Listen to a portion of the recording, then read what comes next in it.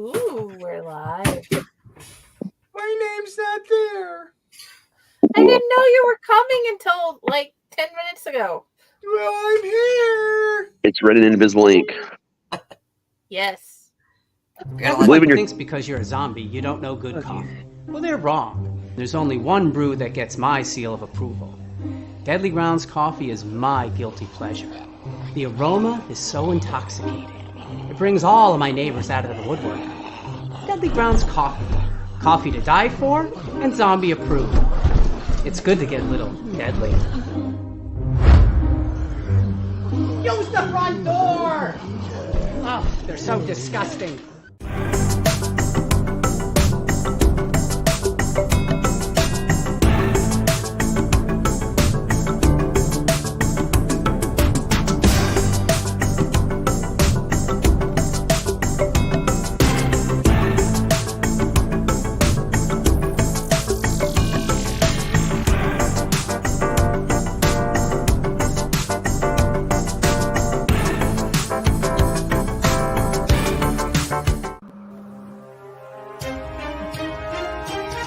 The Dorkening and all affiliated shows are not intended for anyone under the age of 18. The following may contain discussions or scenes that have adult situations, graphic violence, nudity, strong sexual content, and graphic language. This show is intended for mature audiences only. Viewer discretion is advised.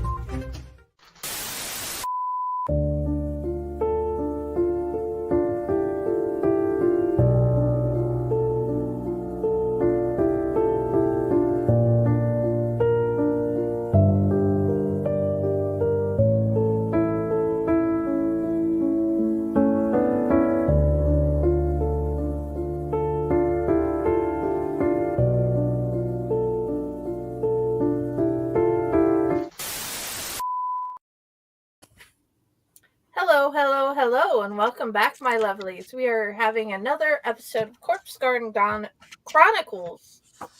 My brain stuck on McGonagall, okay? Corpse Garden Chronicles. We're celebrating my death.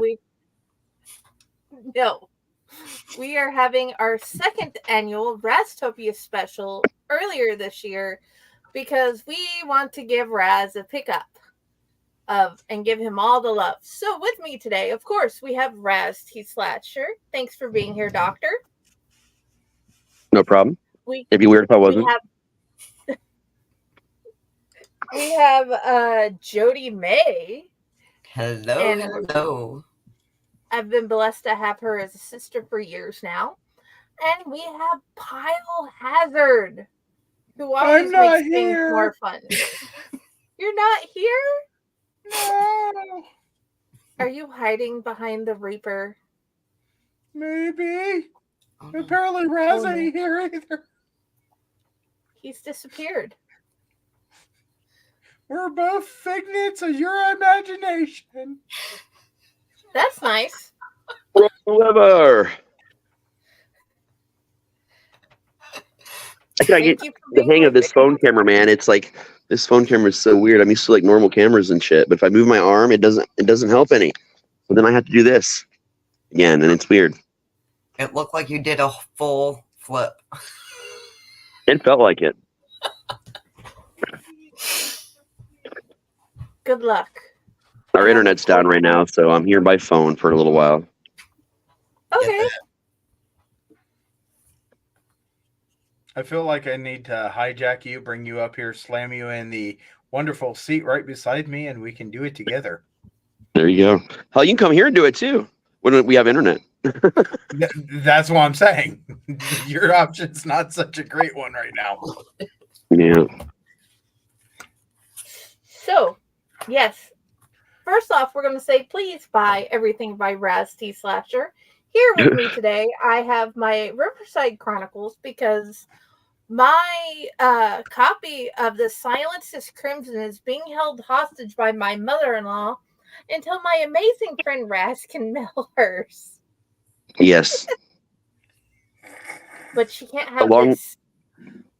Well, you're also getting Campfire Tales, a very rare non-printed book, so. I look forward to that too. But either way. You have to share, Jenny. I think You have to there's come over. only, as far as I know, there's only about 3 copies in physical existence of that book. Oh wow. Very And limited. the copy that Jenny is getting actually was my grandmother's copy, my granny's copy, Aw. because that's the only one I have. She'll share it with me though. Yeah, it'll be passed down through generations. But either way, welcome to the episode, guys. We are going to tell tales of things that happened. We are going to tell tales that he has written. And we are just going to have fun. So, yes. Let's start with Pyle. What is your favorite thing about your friendship with Raz? Oh my god, this is getting weird. I'm just joking. It's always weird. Yeah. Anyway. Remember, this is my funeral. Say nice things. Oh, wow. No, then you'd be lying. Are we treating it like your funeral here? It feels like it lately. Does feel like it. Okay. I'll lay down in a coffin in a minute. So I just want to say I remember the first time meeting this wonderful gentleman and how I said I need to spend more quality time with him. So I set out to spend time with him in Pyle and Raz Adventures as we bought tickets to go watch a frog movie. Yes, we watched that frog movie. That a terrible doll movie could have outdone. And we found out that there was a little frog in all of us that day. Oh, only if the one's around. Yep. Can we watch that movie for Tomb of the Terrible? We should actually. It's out. Ron's seen it. Oh. Ron watched it. Oh, we can watch it now? Yeah, it's been out for a while. A couple months. Okay. It's called Legend of the Frogman. We need to put that on the wheel of the Tomb of the Terrible there. Yeah, we're finishing up the wheel for the rest of the season, so we've only got 2 movies left to watch for this season. Yeah, and then as soon as we get done watching those, we're going to go into everything Annabelle, aren't we? Yep, the Amityville movies. Well, as many of them as we can in a short amount of time. I know we're not going to get through them all. There's too many. But back to stories about Raz, because we're squirreling off and we don't have a drunken squirrel to tell us that we're doing things wrong. Nope. We have a Cthulhu. We do have a Cthulhu. On the Cthulhu Patagon. I mean, if it makes you feel better, we also have a Trevor. Mm-hmm. Trevor. He's still a But pervert. he's full of mischief. But anyway. Yeah. I don't even know. Anyway. The subject is Raz, so therefore squirreling off and squirreling on are so on par. It's kind of my whole life. I was going to say it's quite relevant. So, as we're talking about Raz, I just want to say how wonderful person he is. Okay. And we decided. Sorry, I had to go. And me and him decided to go to Frogman Festival. We might be going this year. I don't know. It's a 2-day event this year. Or next year. Crazy. And yeah, they are. They're getting. We should get a booth. They're kind of getting a little froggy, don't you think? They are getting a little froggy, man. I got a frogman in my throat. Anyway. So here we are at this festival, and we went through a castle totally backwards because the rule of thumb is if the door is closed, don't go through the door. You just go through everything else. And we went through everything else, coming to realize you should have went through the door because we went through the castle backwards. And telling people, we're sorry, we don't know how to read the arrows. Well, for a while we didn't realize there were arrows, and then I was like, "Holy shit! There's arrows on the floor." There's a video of this journey on YouTube. Yeah, there is. There is. Then after that, we went back to the before we went back to the Frogman Festival, we met a mystical beast, almost a fairy-like. And this mystical beast is known as the Pizza Ninja. Mm-hmm. And this has got to be the proudest moment I have with Raz. Just absolutely going there, having a great time. We're eating pizza. We're eating wings. He's telling me, man, I don't eat this much. And trust me, I think I'm done. I said, no, you're not. Here, have another slice. Oh my God. I didn't move for a week. His drink magically disappeared from one side and it reappeared the other side.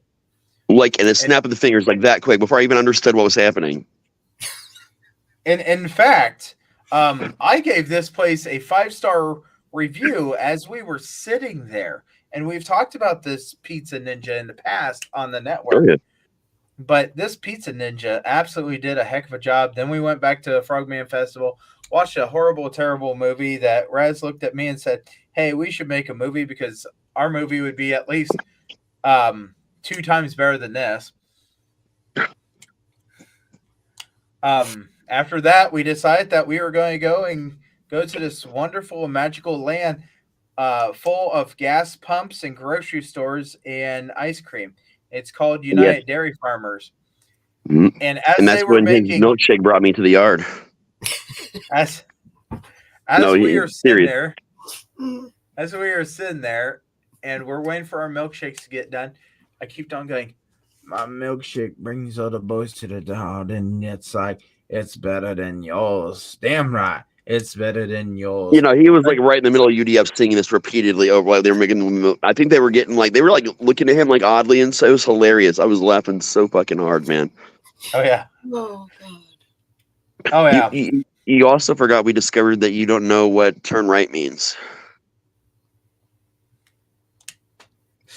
Hey, No, turn we right. found- Okay. Fuck, I was supposed to turn right there. Fuck, I was supposed to turn right there. Fuck, I was supposed to turn right there. Yeah. Hey, what's up, man?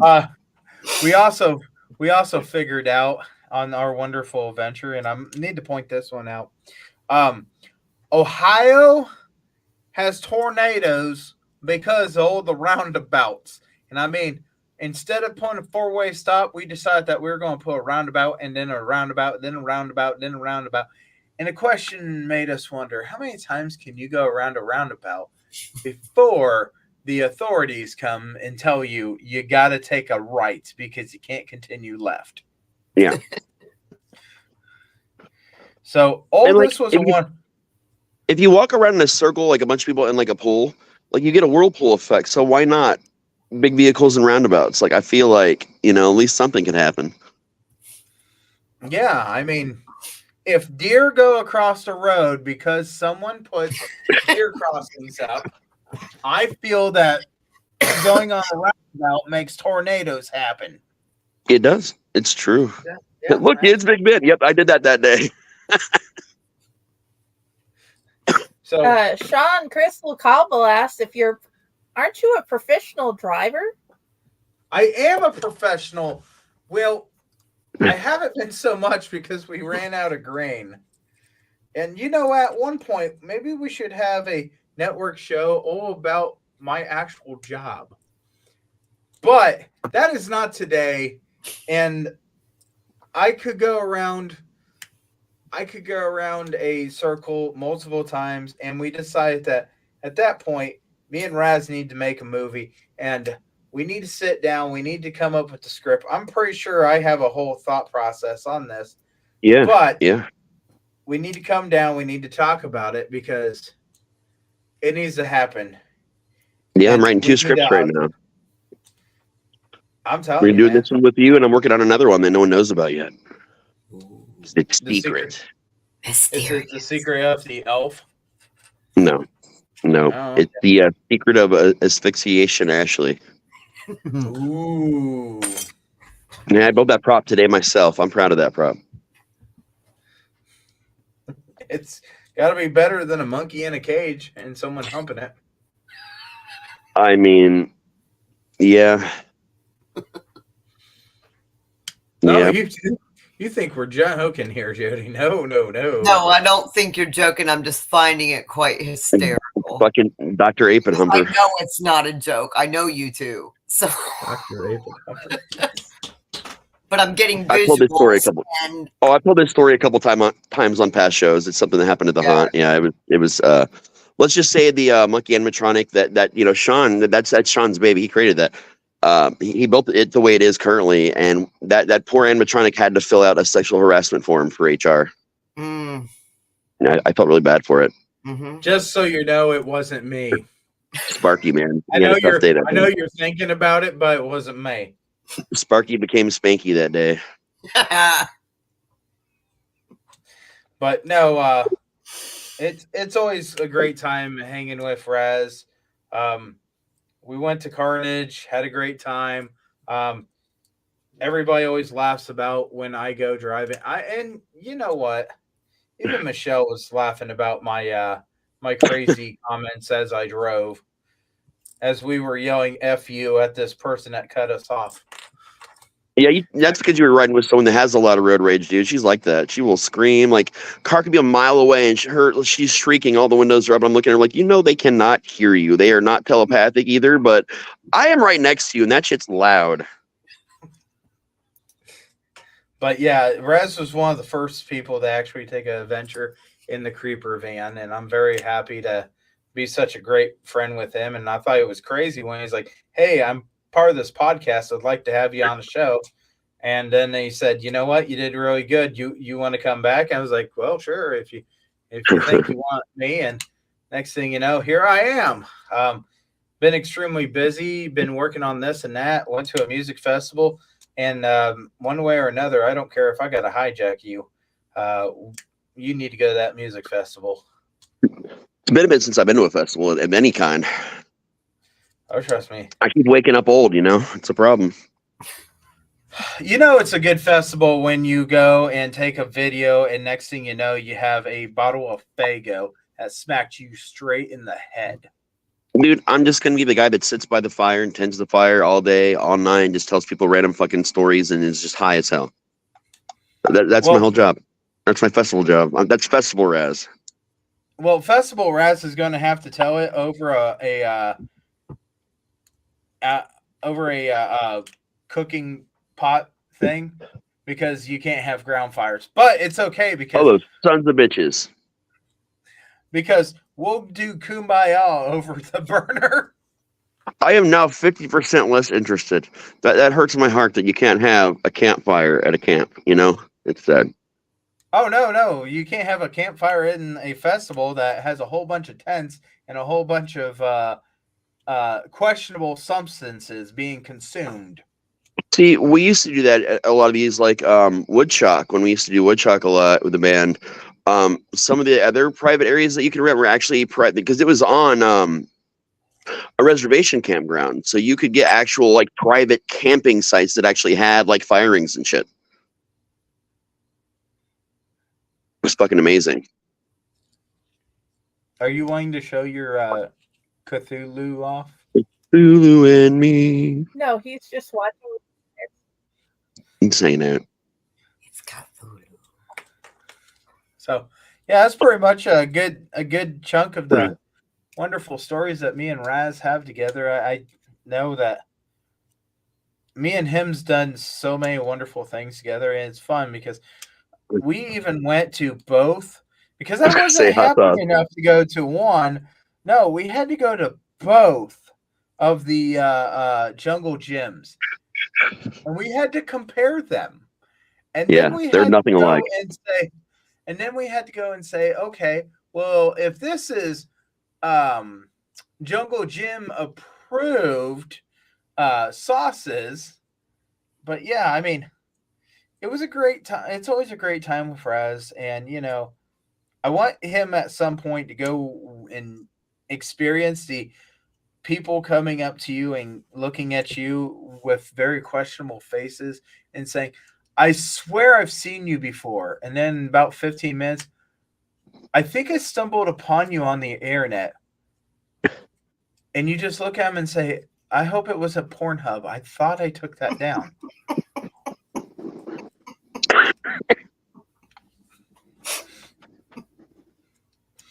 Hey, you know what? My toesies make me money. That's why I was switched. Yeah, man. It's the foot picks and all the that used underwear you sold to that vending machine in Korea.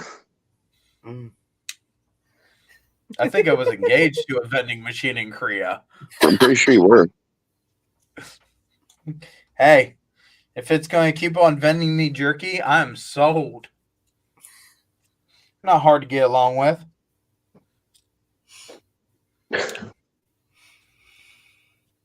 So anybody else want to tell a story? Because I could go on with random Raz things. Because I met Raz. Actually, I met you at the same time. You met me at the same time as as we me. did the cryptids. Yeah, Legends by Night. That was my big introduction. I had beforehand, a couple days beforehand, Jenny had introduced me and did a little conversating with Raz, and then she's like, "Hey, you've got some great stories. I need you on." And I'm like, "Okay." And it was a great night. And then a few days later, I got to do another, I forget what that one was, but I got to do a different podcast with y'all. Yep. And had a great time. And the pad itself. Privately, Raz and I got to talking about things we kind of similarly shared, and it branched into deeper conversation. And me addressing a few things that were going on, because Raz is that person you just feel you can open up to.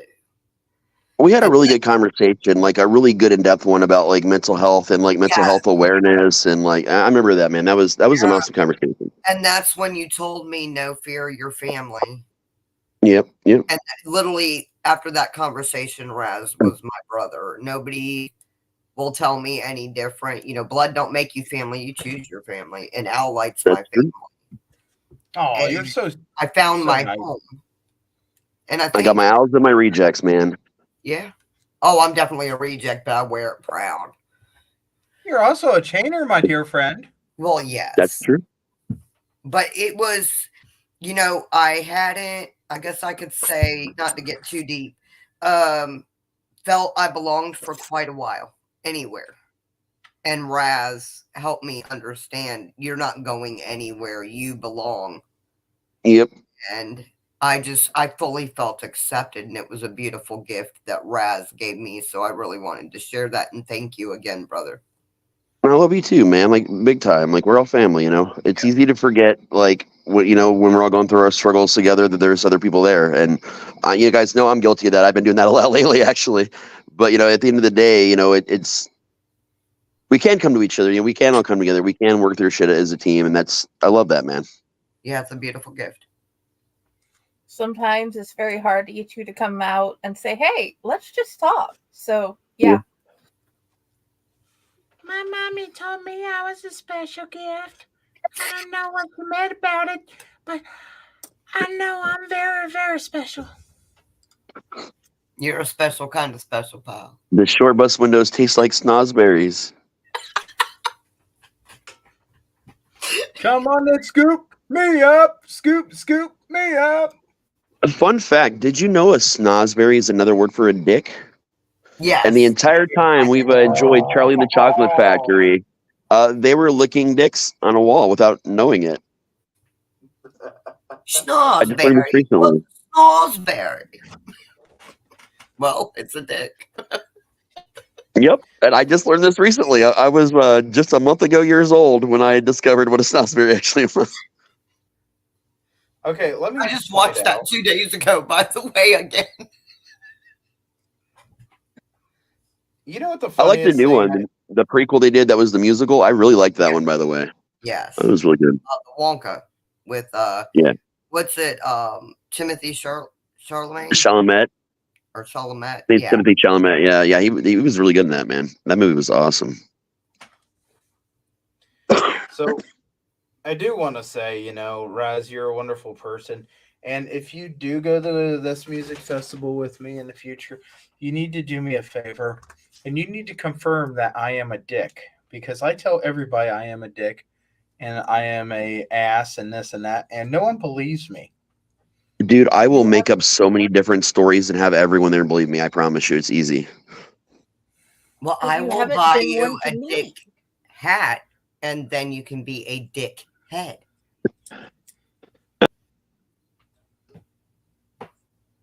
Boop. That was odd. Yeah. But That anyway, was odd. I thought it was just me. No? You zeroed out and popped right. We've been using the word dick too much, apparently, and Facebook was like, meh.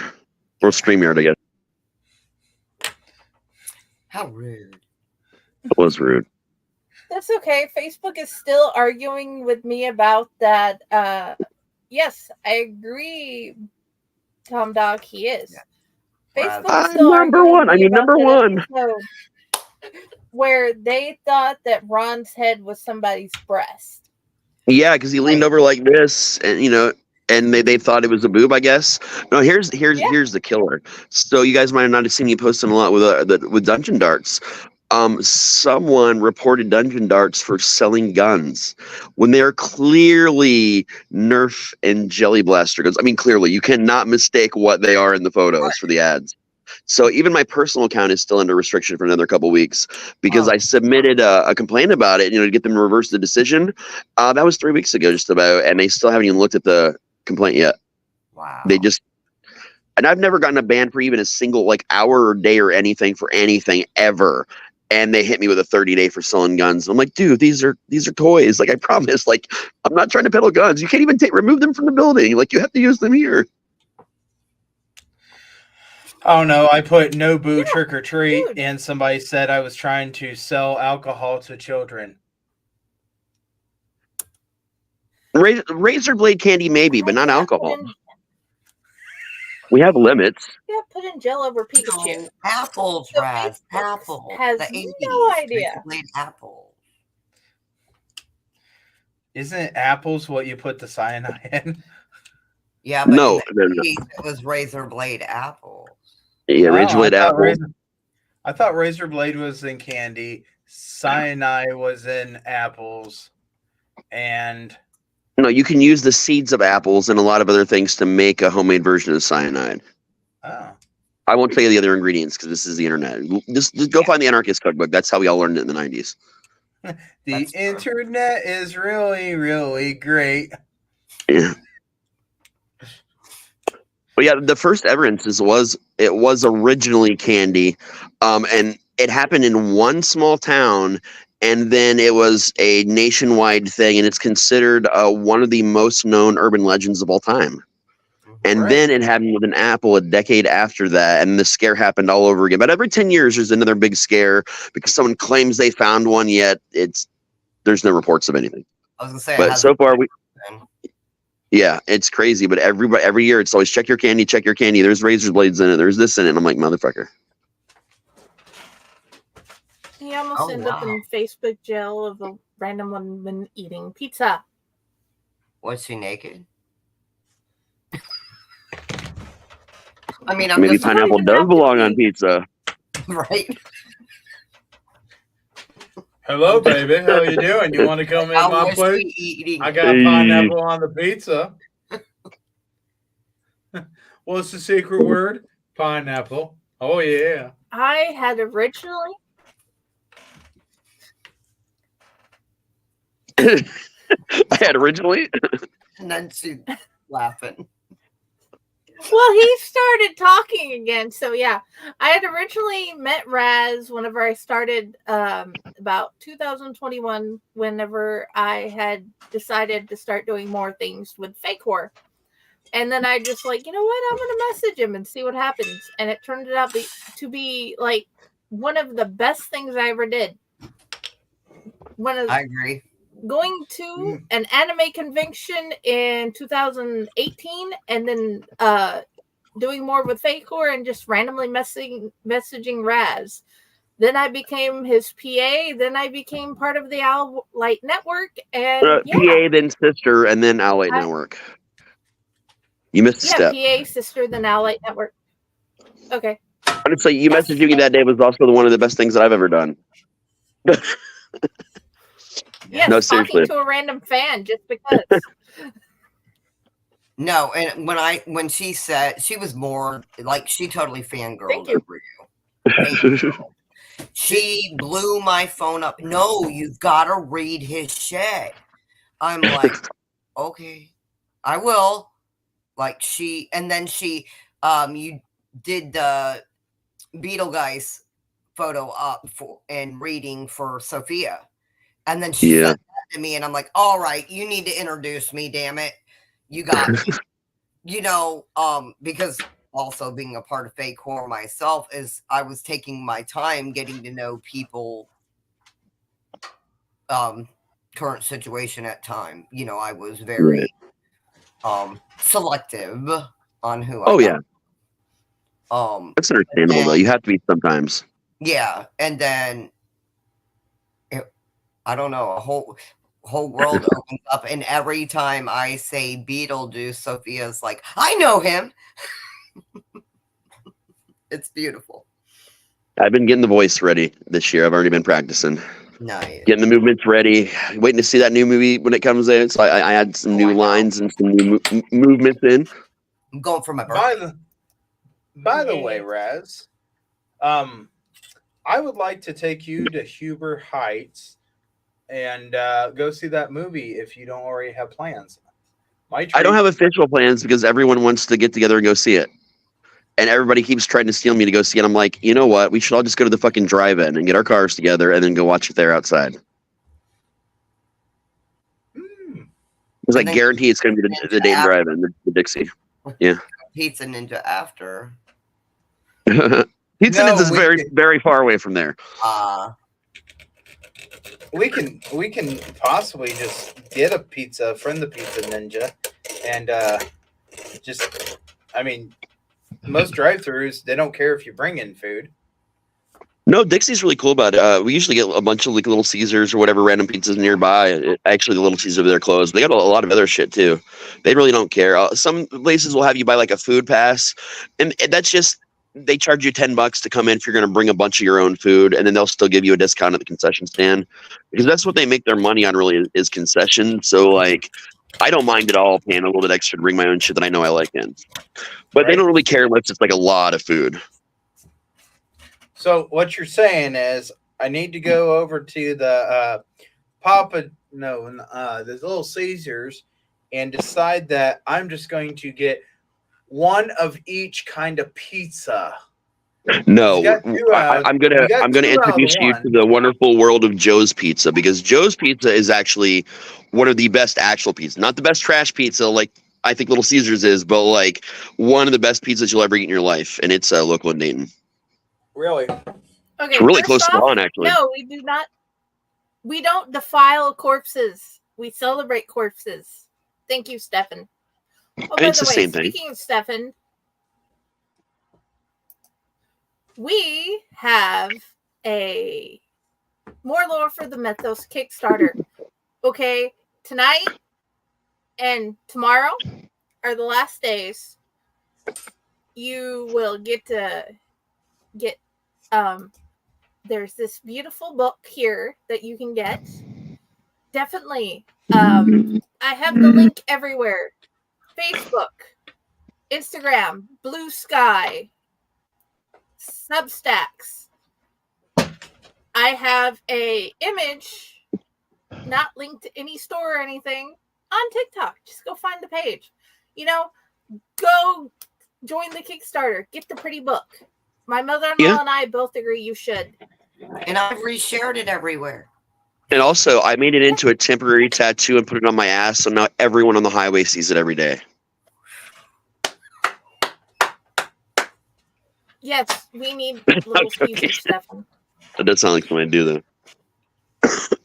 Speaking of weird things I'll do for books, so I really didn't think this would happen, but when we were talking more lore on Sunday, I happened to mention, because I was high as shit, that if we hit 4,000 contributed to the campaign, that I was going to put tutus on in some kind of bikini and do an interpretive dance number at some point during Padded Cell this coming Sunday.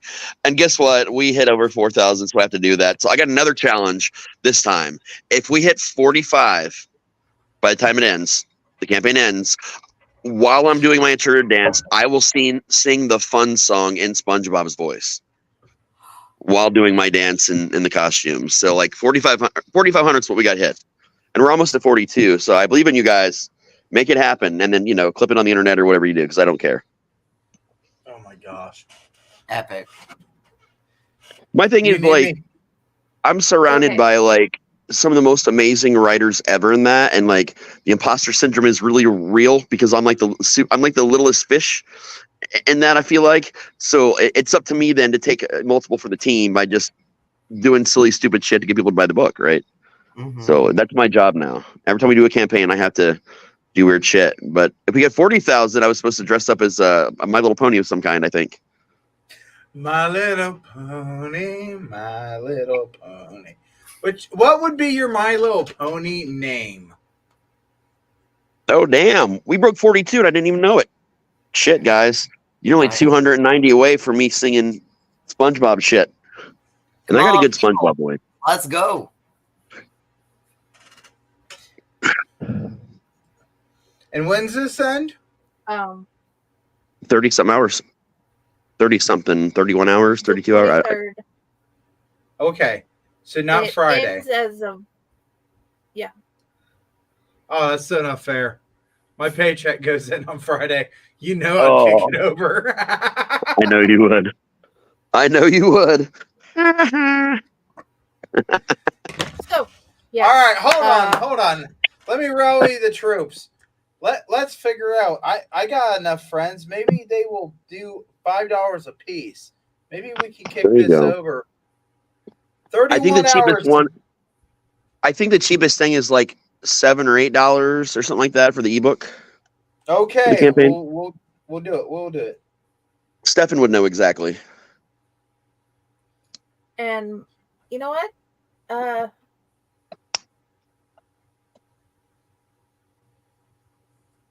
My Little Pony name. And where? Oh, there it is. There it is. $9 for an ebook. Yeah, I know. There we go. Hold on. I'm gonna have to ask the kid who would know. Be right back. I like turtles. Just throwing that out there. Turtles are awesome. I said that so much last season that one of the actresses here, one of the young ones, she actually brought me a little glass turtle, which I still have to this day. I was like, I'm just doing the whole meme thing because it's like my favorite fucking thing. And she's like, yeah, I know, but like it was a turtle, man. Right. I have an Ninja Turtle costume. Hell yeah. What's your I feel like I'm a turtle? Splinter now in my old age. Donatello. On the wall. I went from Michelangelo to Splinter. My cane. When I was little, I would ask my grandpa who his favorite turtle was, and he goes, Soup. Oh, damn. I still want to try turtle soup. I've never had turtle soup, but it's on my list of things I want to try someday. I've had shark steak, and that was interesting. Turtle soup. Didn't love it. Amazing when done. I've heard it's great. That's what I've heard, yeah. Awesome. I'm from Florida, so let me tell you, that was a big I've had gator down in Florida. I just haven't had the turtle. Hey! Hi, babe. Hi. What is Mommy's My Little Pony name? You get to make it up for me. You're on the clock. My Little Pony aficionado. 10 seconds. I don't know. What do you think it should be? Say DoorDash. Write it to books. No. Tell her pony name is DoorDash. Not after dashing for death. No. Cassie, listen to Aunt Jodi. Her name is Amazon. Okay. Your name is what? Her name is Amazon. Amazon. That's My Little Pony name. Oh, Sparkle's My Little Pony. Oh. Twilight Sparkles? Okay. Okay. How about Twilight Sprinkles? Twilight Sprinkles. That could work. Well, I can't be grilled cheese. That was taken. So I'll be ham sandwich. By Weird Al. Yes, Weird Al played grilled cheese. Don't forget. Say, okay, you can go if you say, I love you, bye. I love you, bye. Don't forget the boop. I love you too. Love you. Bye. Boop. Oh, they're all gone. Oh, Everybody got boops. Yes. Boop. Boot back. You got boops So back. Thank you. I think I want to do a reading, but it's not what you'd expect. Alrighty. Because I got to be in a frame of I got to be in a frame of mind and a certain character to do this monologue. Can I just say my imaginary My Little Pony name? Yes. Hell hath no fury. Okay. No, I heard Michael Scott. No. Okay. You guys So- mute and we'll listen to him tell us. Oh no! Like this is going to take like a matter of like seconds. Like you don't even have to mute for this. It's not even a story. It's just something I want to do because I'm pumping myself back up for the season. So I'm gonna need this. I'm gonna need someone to say the line. What are your qualifications? Alrighty. And What are your qualifications? Well, Lieutenant Juilliard, I'm a graduate of the Harvard Business School. I traveled quite extensively. I lived in the Black Plague and had a pretty good time during that. I've seen The Exorcist about 176 times, and it keeps getting funnier every single time I see it. Not to mention the fact that you're talking to a dead guy. Now, what do you think? Think I'm qualified? Do you hear the voices too? Do you? I love it.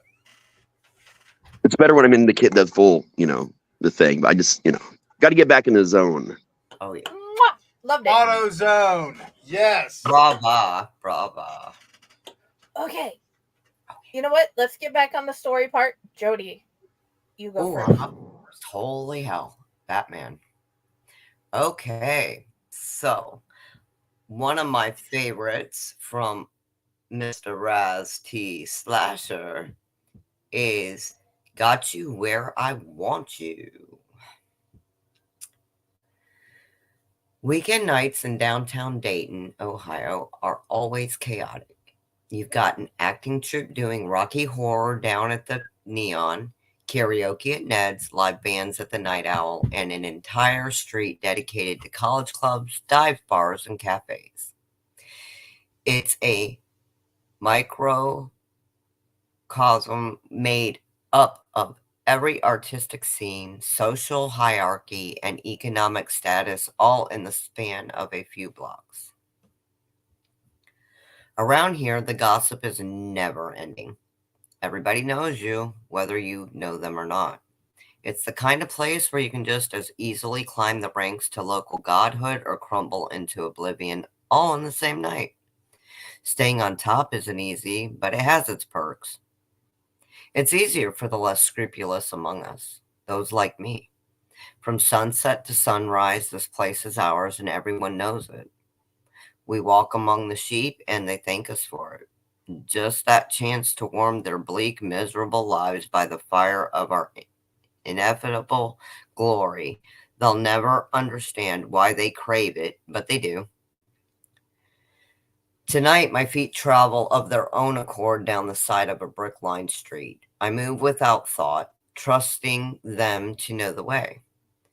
There are nightly rituals that must be attended to, old ghosts that must be remembered and given the proper tribute, palms that need greased, favors that must be granted. Such is the way of the night. My thoughts turn inward, as they so often do when I'm on autopilot. As I pass my favorite old haunt, the building that once contained the Asylum nightclub, the most painful memory fights for the spotlight, the memory of her, the one that got away. I remember so many things about her vividly. I remember her laugh, the smile that made her eyes light up like diamonds, the way her skin felt against mine, and how she tasted. Most importantly, I think about the night we met. Like all the best and worst nights of my life, it all started with a song. I glanced up from my Camel Special Light 100 and saw her standing there. Her image filtered through the haze of smoke all around me, making her seem almost ethereal. The flies were blasting from the speakers in the back of the bar. I remember thinking that their song, Got You Where I Want You, would be our song from now on. Aw, hey. There I was, sitting in a room packed full of people. Most of them I knew, but none of them mattered now. I let my smoke dangle from my bottom lip and stood. I smoothed out my black and green checkered flannel and the Soundgarden tee on display beneath. A quick hand ran through my long, dark hair on the move, a place for everything and everything in its place. Tell me your name. Suddenly I was a shark, swimming my way through the filthy sea of humanity in search of the next big meal that would keep me moving. I glided effortlessly through the throngs of college kids celebrating the end of finals week, for better or for worse. I sailed through the reef of barflies and burnouts vying for my attention and their next fix for whatever addictions plagued them. To them I was a god. To me they were nothing. I grabbed 2 beers from behind the bar and gestured for Nick to put it on my tab in one fluid motion. No words needed to pass between us. It was part of the routine. Finally, I circled her small gathering to get my bearings before going in for the kill. Maybe just a smile. I slid into the recently vacated chair on her left, slipping the beers onto the table in front of us like a magician in reverse. I gave her a wink and a patented grin when she looked over at me, completely in tune with the song that was still chugging along with the rest of the bar. She grinned back and sipped my offering, so trusting. We were comfortable in that initial silence. It was clear by her actions that she believed she was in control, silently sizing me up as the song played on and I played the game. Could we talk for a while? I'm Sam, I offered.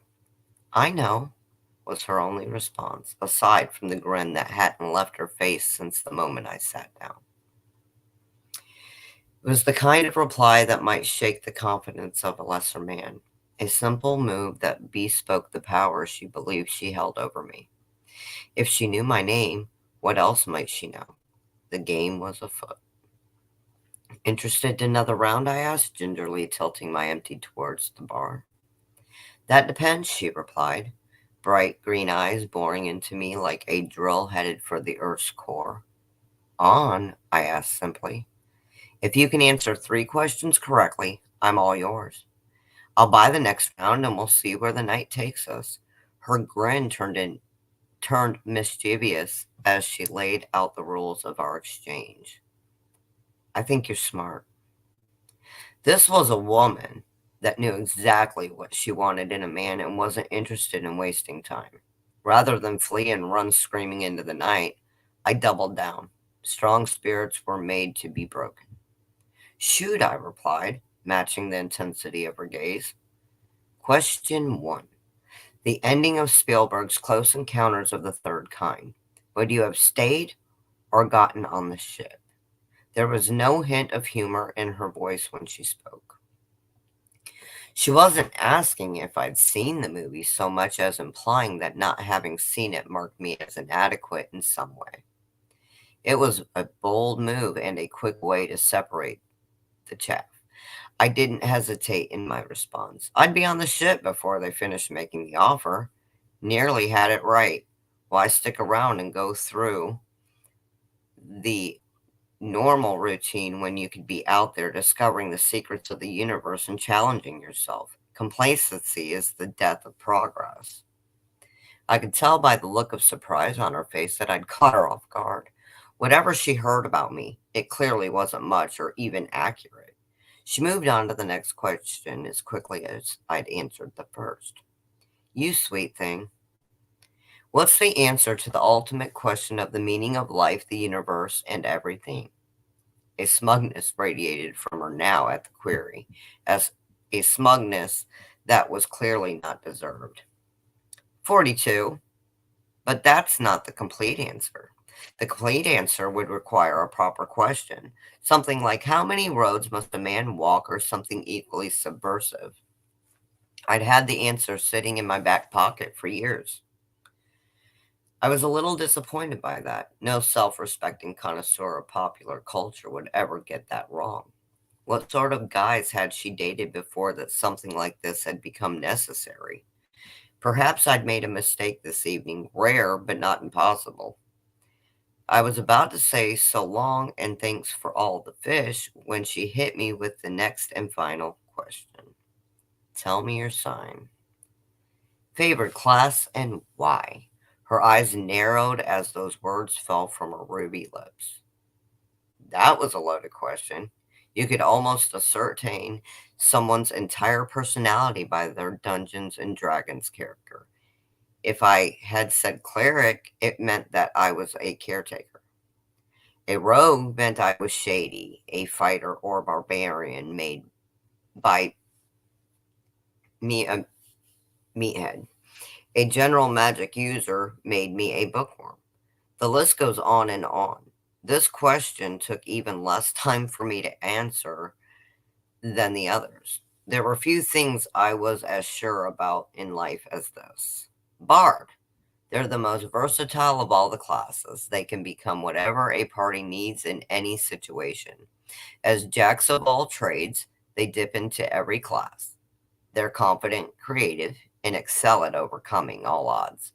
Whether they're building up their comrades or tearing down the enemy, they do it in style. I said with a calm and collected demeanor, as if I were stating some fact that everyone inherently just knew and agreed with. She took my hand in hers and gripped it tightly, then pulled me in to press her lips roughly against mine. In mid-kiss, she crawled into my lap and wrapped her arms around me.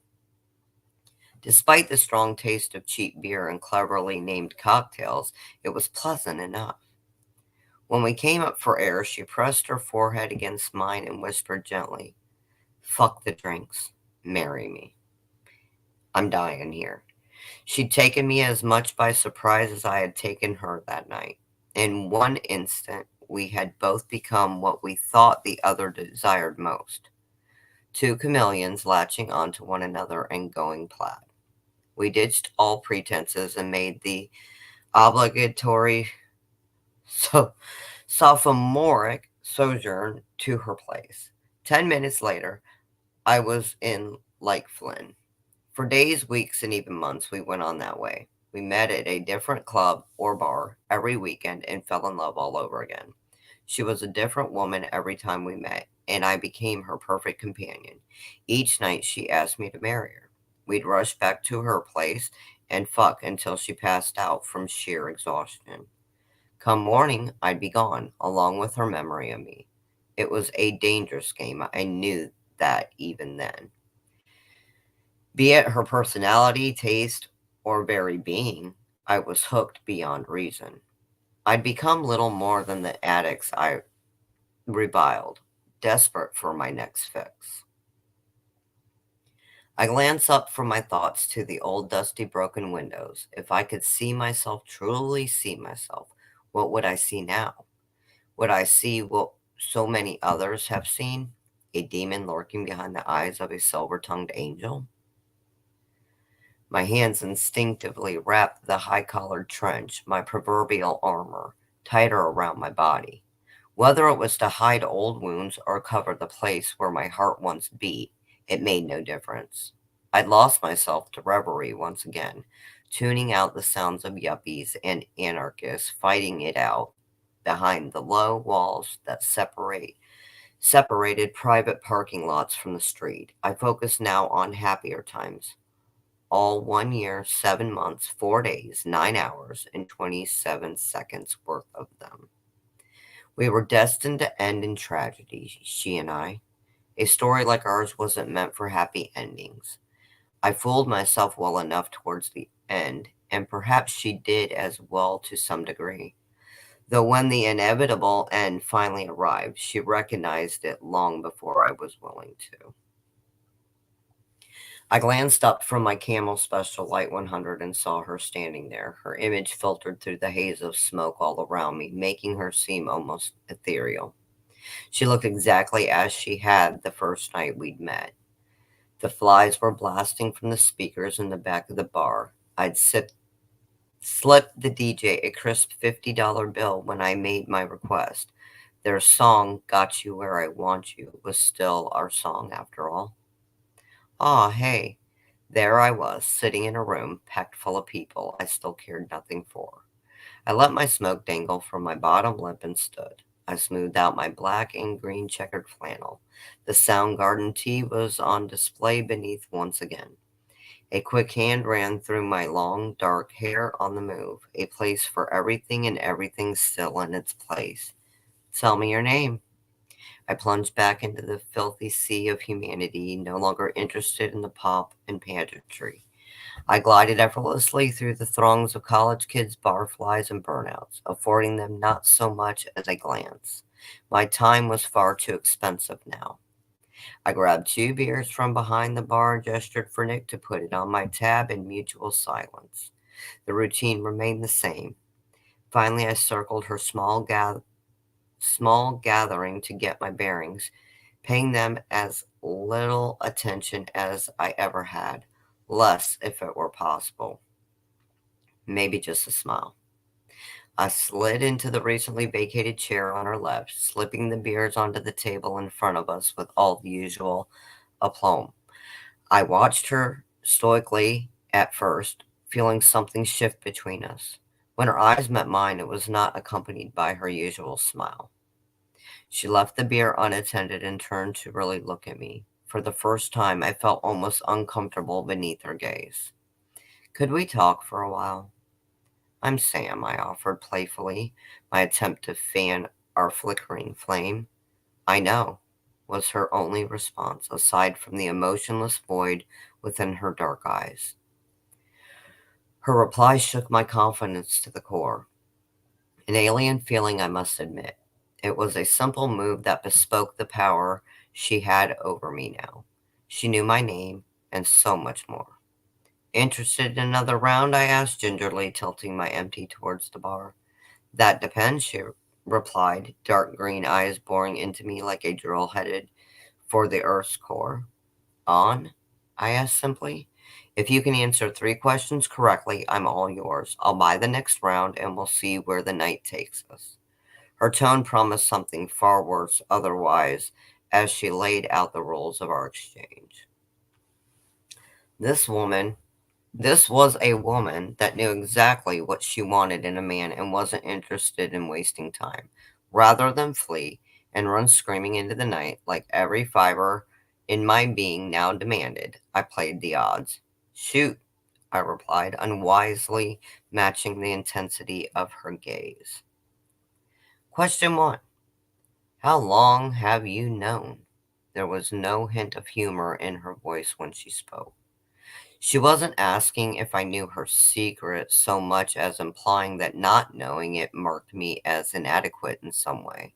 She held me in high regard, and she was right to do so. I was nothing if not acutely perceptive. I didn't hesitate in my response.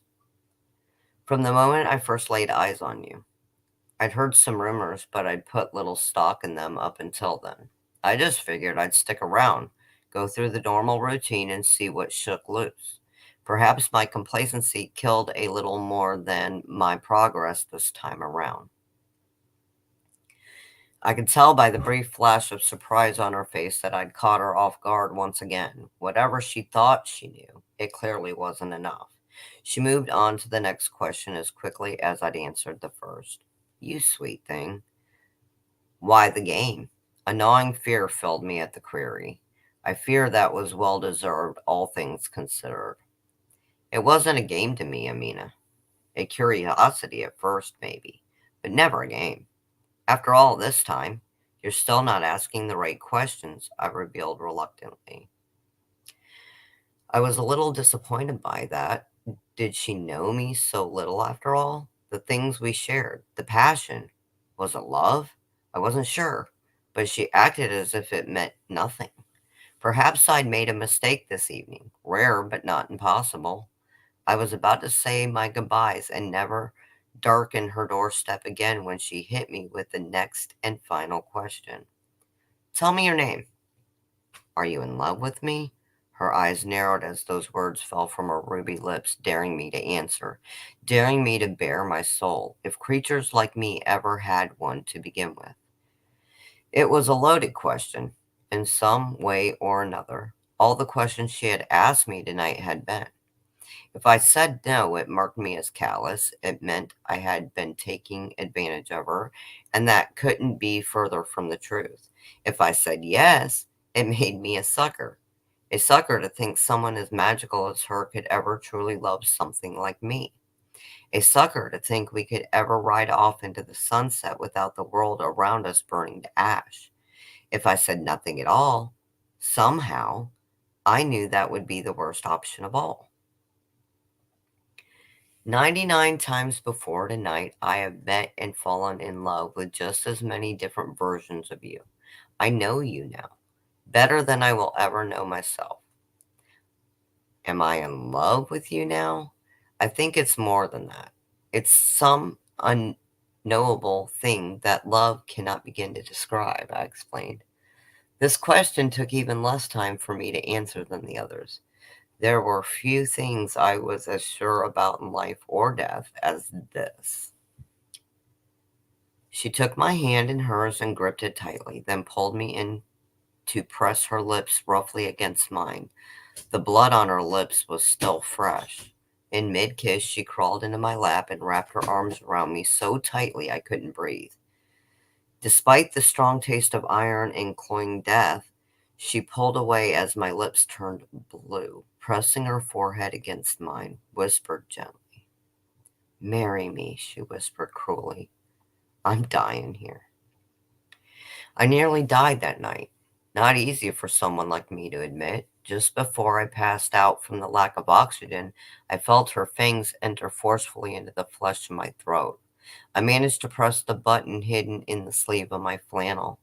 A wooden stake carved from an old white oak exited my sleeve from a heavily modified spring gauntlet with a 50-pound draw weight.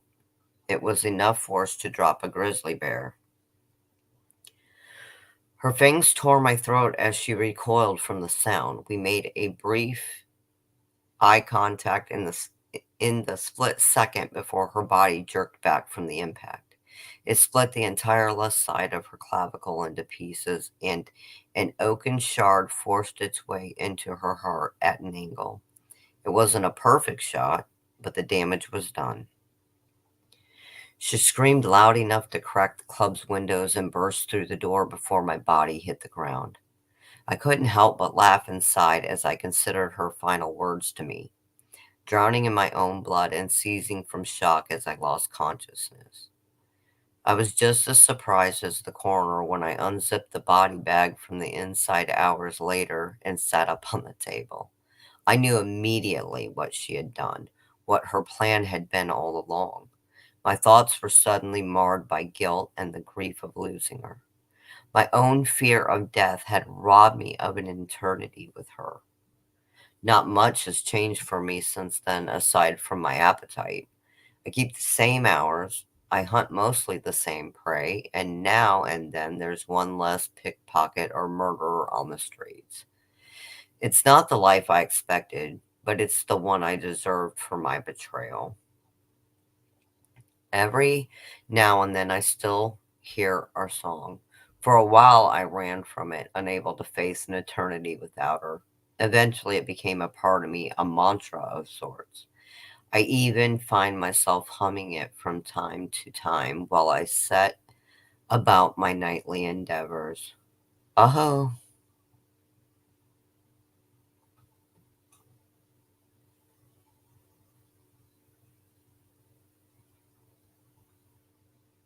Well done. That was amazing. Thank you. I love that story. That's one of my Thanks for favorites. reading. Yes. I'm a vampire enthusiast, so when I that grow was up, I will be a vampire. that was the second other like horror like love based story that I wrote. The first ever inspired entirely by a song. I did not know that I was writing a vampire story for the longest time. I knew it was going to be horror, but it was meant to be a serial killer, and he was picking her up. And there was this whole bit when she had taken him back to his place that he saw a picture of her sister, which is one of his recent victims. Like this story was almost a very different story. And then Doug Lance sat and made some comments, and then I sat down with Jason, but Matt sat down with me and looked at it, and Matt was like, "Is this a vampire story?" And he starts like pitching me these ideas, and I'm like, "Holy shit, you're right." So like a lot of what that story became, I mean, had it not been that Elliott and I conversation with Matt, I don't think it would have became that story, and I fucking love it. The other thing it's about, and you guys are about to find out a lot more of this soon, now that Netflix has made a certain announcement. So in the 90s, there was a vampire cult, right, in Springfield and Dayton, and that got confused for a giant group of vampire LARPers that I ran with and gamed with, and they're making well, a guy died, supposedly was murdered and beheaded, body never found, and they've been announcing this week that it's going to be a Netflix documentary about vampires in Dayton. Ooh. So I had no idea about any of this when I wrote this story. The Asylum nightclub is where we played. That was one of the places we actually played the game, and that entire area is what you refer to as the Oregon District down here in Dayton, the downtown area. So like, that's crazy. Crazy to know that's going to be a documentary now. Right. Oh yeah. Okay, Raz wanted to read next. Yes, because phone things. Okay, so I'm going to read you two things. They're both short, but together they will equal a normal read.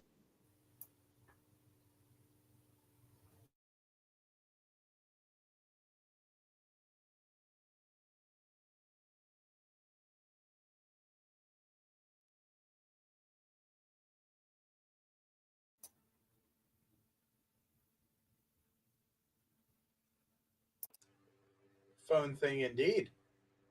Yeah.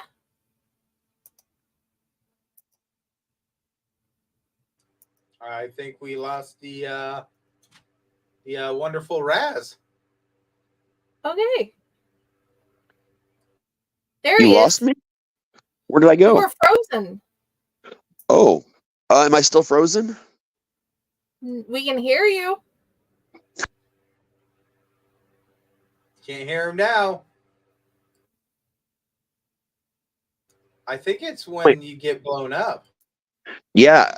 Try like leaving me not blowing up real quick and see if it matters. Okay. Did that matter? We can hear you. That's in and out. Yeah. And not the restaurant. Yep, that's going to be a problem. The issue is because I've got to go to a different app in order to talk to you, and apparently my phone has decided fuck that. So give me a moment. And we'll travel inside because actually, no, I can't because we have no internet here, so I can't access anything. So I will not be reading those things to you. Instead, I will tell you a story. How about that? Go ahead and try your story. And just by the way, if it needs to be, you're more than welcome to start doing smoke signals. No, I'll tell you guys a story. I've got a lot of good stories. What do you guys want to hear a story about? Just give me a topic. You know what? Hold on. I'll ask somebody over here.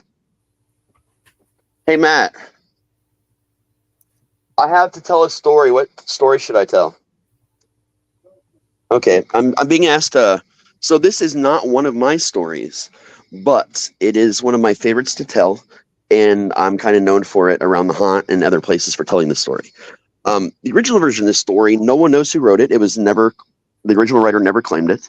It's called The Anti-Goat Man. But I put my own spin on it because, I'm a storyteller and that's what I do. So when I was growing up, you guys know I used to spend a lot of time between the farm and the reservation. Got into a lot of crazy things, parties in cornfields, lots of smoking and hanging out and chilling down by the fire. Well, one such summer, we were at the farm for half of the summer that year. And we get there and my cousin Jeffrey is talking about this local legend called the Goat Man. And I've been going down there for, since birth. I had never heard anything about a goat man or man goat or any such thing at all. But he's insisting that this is true. Like every night he's talking about the goat man. There was a goat man sighting. There was cattle that were found murdered, and they believe it was the goat man. They found the goat hoofs trampled the body. Just a bunch of fucking nonsense. And he was older than me by about 3 or 4 years. So like, there's that vibe that I'm coming from the city in Ohio. Even though I hang out at the farm and the reservation, like I just felt like they were hazing me. And I just couldn't get that thought in my head because they haze people. We all haze people. We all told wild stories. I remember the snipe hunts and all the crazy shit we did out in the cornfields and the woods. But he was serious about this to the point where like he didn't even want to walk in the woods at night with us. Like he just wouldn't go out because he was so terrified. And that's when I started taking him a little bit seriously. Well, deep down in the woods, we had this big trailer. It was a sleeping trailer pretty much. It was big enough to have it had a little living room in it, a little kitchen, had a bathroom and but no real bedroom because like the seats would fold out into beds and stuff in the living room / kitchen area or the dining area. So we would just go down there when we were there. We'd party. A lot of the local kids from their farms would come in. Had a diverse group of kind of everybody in the area pretty much. And we just start a huge bonfire. We were so deep in the woods that like there was not even a sheriff's office anywhere near we were in. It was on the farm and no one gave a shit. So, we go out there. There's about, at this point in time, there's 11 of us. And we're having a good time. We're just chilling out by the fire, no big deal. Didn't think anything of it. We did this a lot, actually. All of a sudden, this kid comes out of the woods in a raincoat, like a dirty-ass yellow raincoat, mud all over it everywhere, and just comes by the fire. And we're all asking each other, hey, do you know this kid? Is he from such and such farm? And we couldn't figure out who this kid was. This kid would not speak and turned his back to us and just stared into the fire and just stood there while we were hanging out and like smoking and drinking and doing our thing. And we start hearing this crazy fucking loud shrill sound. Just it felt like it was right next to me. Like my eardrums are vibrating at this point in time. I'm looking around trying to figure out where it is. Everybody's looking around, and that little kid by the fire turns around and his mouth is wide open and his eyes are all black and he's shrieking this fucking insane sound. So we all kind of grab each other and like shove ourselves into the trailer. And it was not meant to hold 11 people, by the way. It was very uncomfortable. And we're just kind of looking out what we can of the grimy ass windows. And he just stops. He turns around and he runs back into the woods, but at an angle. It's like he couldn't run a straight line. Like, it was a series of slants, the way he was running. It was very strange. So at this point in time, we're all kind of, freaking out. We're calming down the younger ones, which, I was one of the younger ones. I was only 14 at the time. I think little Cam was, he was 12 at the time. He was our youngest and he was freaking out. Some of the girls were freaking out. No one wanted to go back outside. And after being stuck in there with an hour with that amount of sweat and body heat, it smelled pretty fucking disgusting, first of all, but I needed some fresh air. So I was the first one to exit. This kid had been gone for a while, like I said, an hour now. So, I was the first one to go out, looked around, the coast seemed clear. People were kind of nervous, but, we all kind of went back outside, just none of us were sober. So we all just kind of had to start talking about what we thought we saw. And some of us, had the same story. I had the same stories as several people there.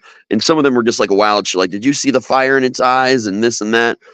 So everybody stops panicking finally and chills out. We start enjoying the fire, Jeffrey, my cousin, pulls out a guitar, starts playing it. We all just kind of start jamming and hanging out a little bit more. And as I often do, I was telling random stories about the haunted house that I lived in that we'd only moved out of 2 years prior to this event happening. So the stories were fresh in my mind.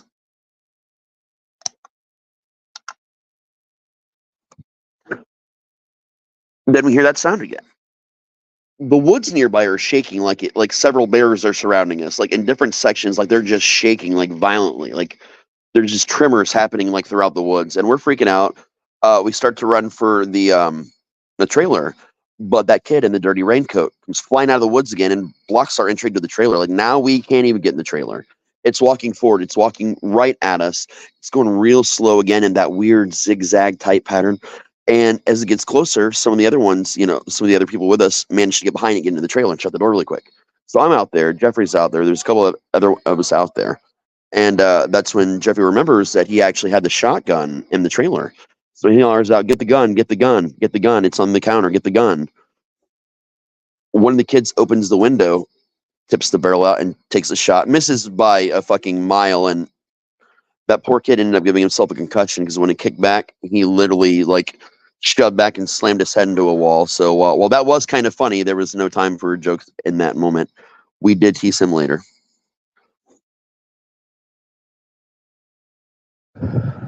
So he shoots, he misses wildly, and the thing just takes off again, shrieking all the way this time, doing its zigzag pattern. The woods are still moving, but as soon as it enters the woods, all the trees stop shaking. So again, we're fuck this shit, we're out. But we're not going to walk home because it's about a 30-minute or so walk through the woods to get to one of our homes, the closest home, which was Jeffrey's house. So we're like, fuck, what are we going to do? We go in, everybody's starving, so, we start cooking. We had enough to feed 12 people. Not a problem. There's only 11 of us, no big fucking deal. So I start, firing up that little shitty propane grill through 12 sausages on it. I'm just fucking cooking away. We're all talking. Everybody's starting to calm down again, like as much as we can because we're on alert. So even the conversations are diminished somehow. Like you can feel that oppressive vibe when you're with a group of people that are all terrified or upset about something. Like people want to talk, to pretend nothing happened, but they're also not sure what to say because they're, still in that state of shock. So through the awkwardness, I start telling jokes. I start telling stories again, making fun of everybody because that's my thing. And, I dish all the sausages out. Everybody's sitting down and Jeffrey comes up to me. He's like, what the fuck, dude? Why do you get to? I'm like, well, first of all, I cooked. Second of all, I didn't. I made 12. Everybody got one. Everybody came up and grabbed one. He said, is that right? And he's pretty close to me now. No one else can hear us in the moment. I'm looking around the room. I'm counting off, including me. Yeah, there's 12 of us. And he says, haven't there only been 11 of us all night? It's like, shit, you're right. So him and I are like trying to nonchalantly figure it out just together, kind of whispering to each other. People are starting to pay attention. We seem a little nervous and they start asking us what's going on. And we're just like, no, nothing. Everything's cool, guys. Let's go back out by the fire for a little while. And everything should be okay. And this time, Jeffrey's going to bring the shotgun out and sit there. So, we're protected in the country. Somebody's got a shotgun. You're good to go. So we all get out there. And most of us have pocket knives that we've got out just in case, like it's going to do anything. And we again start hanging out by the fire. But the whole time, Jeffrey and I are consulting. We're looking at each kid with us and trying to remember, their name, what farm they come from. And one by one, there's only ends up being one person we couldn't place.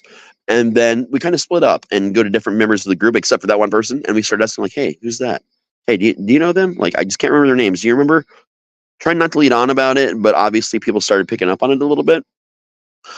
And then we went inside. A couple people decided they wanted to leave. It was getting late. I was going to stay the night. We were all planning to stay the night, but people were really freaked out. So Jeffrey says, all right, here's what we'll do. I'm going to take the gun with me because we've got to walk through the woods. I'm going to walk them home. I'll be back in like an hour and a half. If I don't come back, well, I'll see you in the morning. Good luck. I'm like, okay, motherfucker, whatever. He leaves. He takes 4 people with him. So we're down to 8.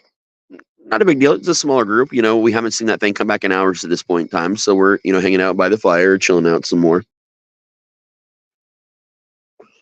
Time goes by. We haven't seen or heard a damn thing. And it's closer to the 2-hour mark, but Jeffrey isn't just walking back. He's running back, screaming, go, go, go, get in the trailer.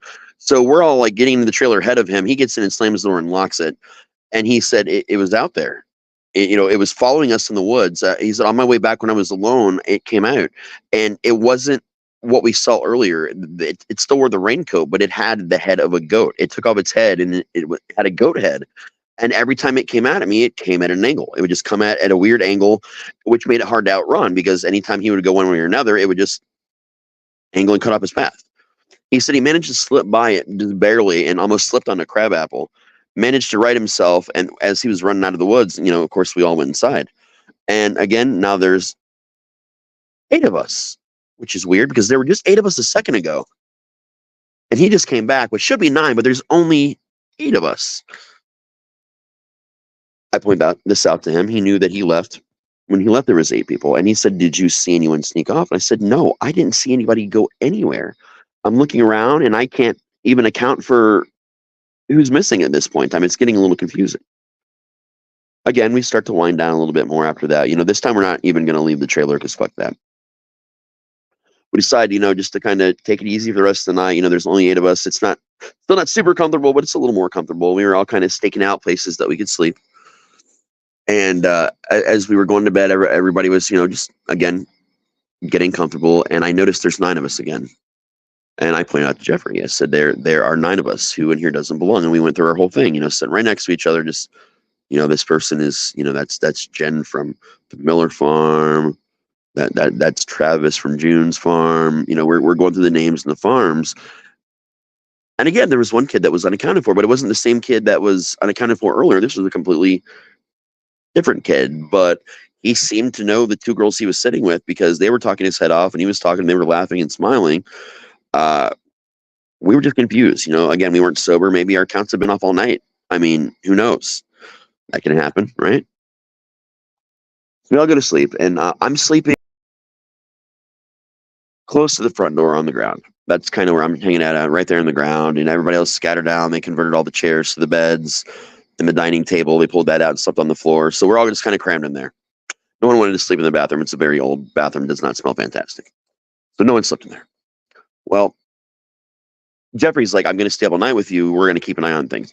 Sweet. Great. You got the gun. I've never shot a shotgun. I'll probably kill myself with it. So that's a good thing you're awake. And we lay there. As we lay there, everybody seems, passes out one by one. And next thing I look over, fucking Jeffrey's asleep. He is fucking snoring. And I don't know how to use the shotgun. So I'm literally laying there all night, laying down in a way that I look like I'm asleep, but I can see everyone because of where I'm laying. And I'm fucking terrified. I'm just shaking and I'm trying not to appear that I'm shaking because I'm pretending to be asleep just in case, because I'm still paranoid that there's one extra person that I don't know. Morning comes. Still, I'm the only one awake. It's about probably 6 in the morning. And the kid that I didn't know, he gets up. He just stands straight up, like from a dead still snoring. His eyes just open and he doesn't sit up. He just stands straight up from the floor. And he starts. Ooh, am I still there? Okay. And he starts leaning over different people and smelling them. I actually going, taking the time to smell them one by one. And he gets near me and I hear it because he's got his nose pressed almost in the back of my skull, just smelling me. And I watch him open the bathroom door. What do you?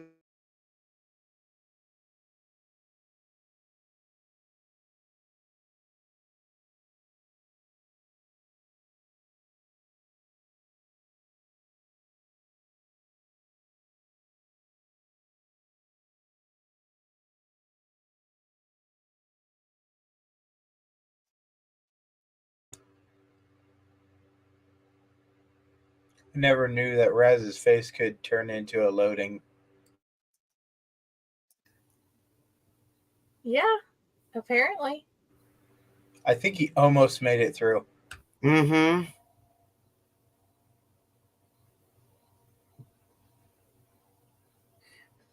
Apparently, we picked the worst night to have Raztopia night. But it's my Wednesday. He sees and hears us.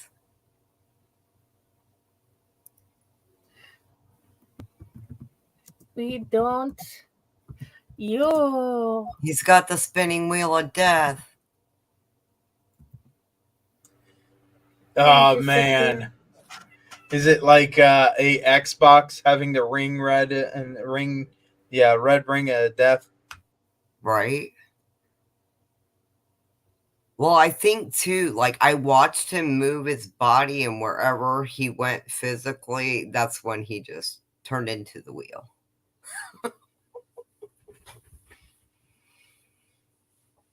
Come back. We need you. You need to tell Sorry, how much I got we love cold. you. That's the problem. Can you hear me now? Yes. Okay, you were at the part where he went into the bathroom. Oh, okay. God. Okay. Yeah, I talked way past that. I was almost done. So, he sniffs my hair, he gets up and he goes to the bathroom. When he opens the bathroom, I realized, the bathroom window has been open all night, and I watch him crawl out the window, and I lay there for a couple hours just astonished and realizing that, yeah, that's why there was an extra person random times, but I still didn't know enough about Goatman to understand why the people look different each time. I wait, a couple hours later, everybody gets up.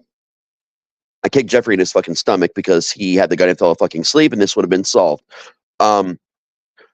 Realize it's time for us to go home. And there is only 8 of us, like there should be, as far as we know. And we're all going to go together. One of us has the gun. He's going to lead the way, and the rest of us are going to follow. We get not more than 5 minutes into those damn woods. And here's this thing comes by the light of day. You can see the hood is down. It has the head of a goat. It's got the dirty raincoat. At this point in time, it's not even yellow anymore. It's just mud and brown and blood and, I don't know, shit maybe. It didn't smell that good to begin with. And it comes out of the woods at an angle, right at an angle. And just like Jeffrey talked about before, every time we took some steps forward, it cut it at an angle. We took steps back, it came at an angle. We were trying to lure it to go forward or backward in a straight line. It would not. And I'm guessing, and this is when I looked down and realized that it's not wearing shoes. Those are indeed hoofs. We don't know what to do. So he fires a shot. It clips it in the shoulder, and it screams. Not like the weird shrieking sound.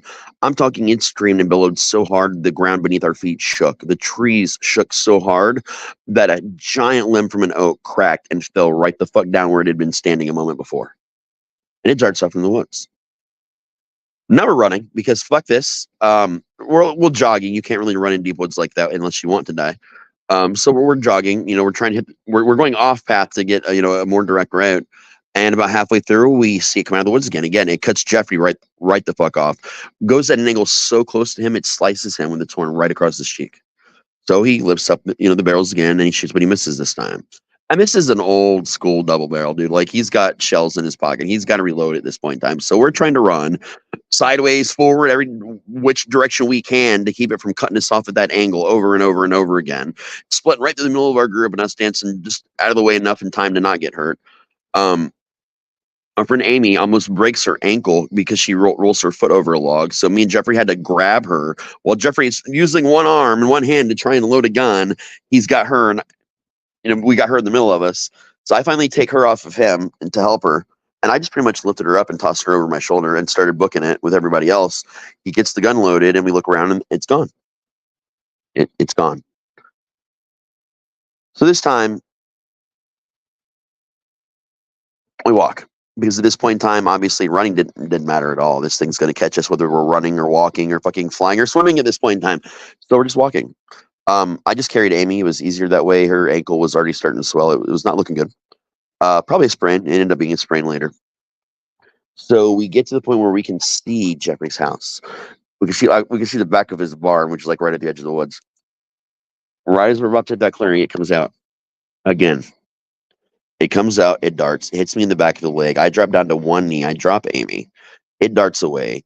He's got the gun loaded. He takes 2 shots. One clips it not too far away from where it clipped in that same shoulder. Just blow it again. It shrieks. This time it does not run away. It charges again. This is just a straight zigzagging at this point in time. Red Jeffrey. He hits Jeffrey so hard. Literally, it threw Jeffrey into the barn, and he cracked part of the back wall of the barn. We're trying to get him out of this now Jeffrey-shaped indention, trying to get around the edge of this barn. And this is a huge fucking barn. If you ever been on a farm with a huge barn, it takes a while to get around it. So we're now out of the woods, going around the barn. It's darting in and out of the woods like some kind of fucked up pinball machine. Finally, we get around the side of the barn. It's darting in. At this point in time, I've got this huge gash in the back of my leg. I'm almost dragging my leg while trying to carry Amy. And finally, I had to put her down completely. And I just kind of put my arm around her and helped her walk. Maybe together we were both one normal, uninjured person. We get out to the clearing. We can now see the back door. Or between the barn and the back door. And it's back in the woods. And just as we're getting up towards the porch, Jeffrey's dad comes out with a shotgun. His buddy, they're obviously drunk already in the morning, comes out. They stagger out past us, and they just start shooting into the fucking woods. It's like the fucking 4th of July with shotguns, man. You ever played that game, Firework or Shotgun? It was a shotgun. And they just drive it off. And his dad, Rick, looks at me and he says, "So you guys finally saw it? It just started coming around about a couple weeks before you got here." And sure enough, he sits us down, explains that it's some old native lore. Apparently, it's some kind of shapeshifter, and it can take the disguise and look like anyone. We told him about the window and the trailer. We told him about everything. And I went to the reservation about a week after that. It was actually 2 years until I got back to the farm, and by then, most of the people there, moved on, moved away. So it's a really small town in the middle of Tennessee. It's called Crossville. And every now and then we talk about it, like, hey, you remember that time that goat guy came out? Now it's a joke, haha, the goat man, because we weren't sober, but yet when you tell the story, when like I'm telling you now, you get that shiver that starts like right behind your neck, and you feel this pressure, and this cold draft just goes down your spine. It's not the typical I got chills. It's a cold throb that follows your spine because just the memory of when you encounter something like that scars you spiritually and mentally so hard that it's almost like you're feeling how you felt when you first experienced it all over again. And you can see the look on someone's face because they get far away, they get a little quieter when they talk, and they get louder, then they get quieter again. I don't think we've actually talked about it now in 5 years because Jeffrey finally said he couldn't handle it anymore. He still lives there. People still see the goat man. Like to this day, they still see the goat man. There's still experiences. There's still missing cattle. There's all these insane things. And I have not seen it since that night. But every now and then, man, I'll just sit outside and I'll listen to the woods. And every time I see a tree shake, I swear I can hear that screech. It's fucking crazy, man.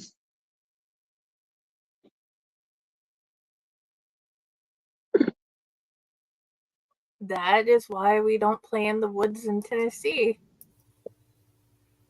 But again, that's me being storyteller guy because I did not write that story, and that's my version of it. Because when you're a storyteller, you take a great story, you put your own personal life into it, and you spin it around. But it's I tell it a little bit different every time I tell it, and that's probably why people like listening to it so much. Oh, it's fun. But then again, you do that with all your stories. I try to. I try to. The version that I have on your journal document is not the same version that the one channel on YouTube read. And the version that he read is not the same version that's in this book. I'm wonky like that, man. I did some edits for that book. I added a couple things into some of the stories and changed some things up with that. Some things that always were meant to be in the stories, and somewhere along the way, someone or another talked me out of adding something or keeping it. So, Hey, Mike, good to see you, man. Hi. Well, yeah, of course she fades. I don't know why, but she keeps fading. Jodi was a ghost all along. Shh. Telling my secret. I'm a brick in the wall. I just don't want to be. I am the wall. Oh, there's all types of fun things in the woods of Tennessee, on the railroad tracks There of legit Tennessee. is. There legit is, man. Crazy shit. Mm-hmm. And on the mountain in Tennessee, well, mountains. Yep, mountain. Mountains. Especially anywhere near the fucking Smokies, man. Mm-hmm. Anywhere near the Smokies is fuck. Yeah. Mullen, don't get close to the stills. That's a whole other issue right there. Shit. Okay. It's the stills and the pot farms. That's almost scarier than the actual shit in the woods themselves. Yep. And then other times you get stuff like this from Tennessee, and then you wonder why. Why, Tennessee? Why? It did me so dirty. Wow. Tennessee did you dirty by giving you me? Wow. No. The room, Jodi. Wow. That's another story for another time why it did me dirty. This is not the place. Well, guys, I'm actually at the point where I need to get off and go to bed. Sorry for cutting everybody short on that. Way to cut it, man. I you know, told your right? story first. Yeah. I So we're all know, but still, as I know we want to keep on having fun, but I have a little girl that's just starting back in school, and she doesn't have the concept of daddy needs 5 more minutes. Number 2. Well, that's So I'm going to take off, guys. Thank you very much for having me on tonight. Jodi, it's wonderful seeing you. Friday, it's always wonderful seeing you. And Raz, Hi, everybody. I hope you enjoyed that pizza. Oh, that Little Caesars pizza was heaven, man. And so was the Crazy Bed. The Crazy Bed was also awesome. Also, I'm gonna have to go. I have actually landed a little job I'm gonna do tomorrow for a few hours. Nice. It's getting a little late, and morning will come quick. So, pal, great sharing the stage with you tonight. My sister, you know I love you, and my brother, I love you, and it was great to get to be on here with you again. I've missed that. So I love you guys tons, man. I definitely miss you guys. So sweet dreams and God bless. Bye, guys. Yep, same with me. Bye. I know your battery's getting low, but tell us a little bit about the story I told you I was going to read in case your phone drops out before I get done. Oh. You got to remind me of the name of it because I know the story, but like my own brain battery is dying too.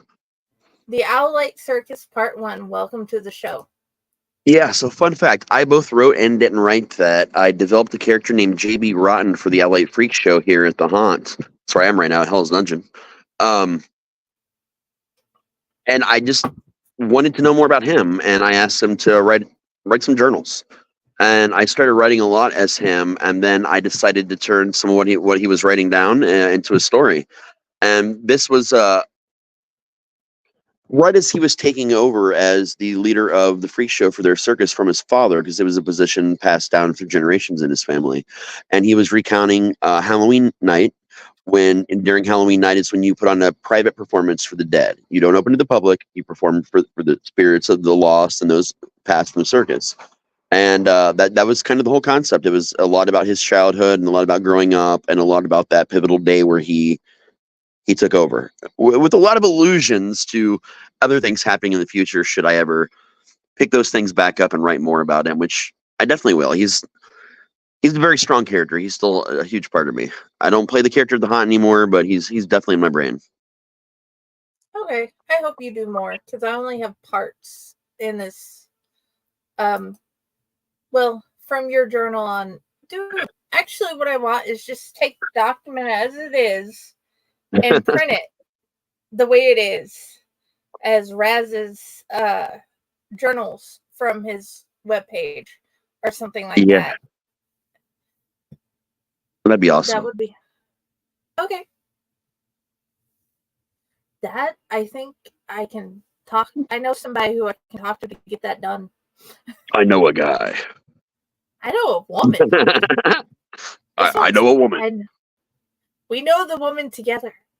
Oh, awesome. By the way, we do know the woman, and she has a new anthology out with us, Dun, dun, our dun. friends, and my I was kid. hoping we'd do that.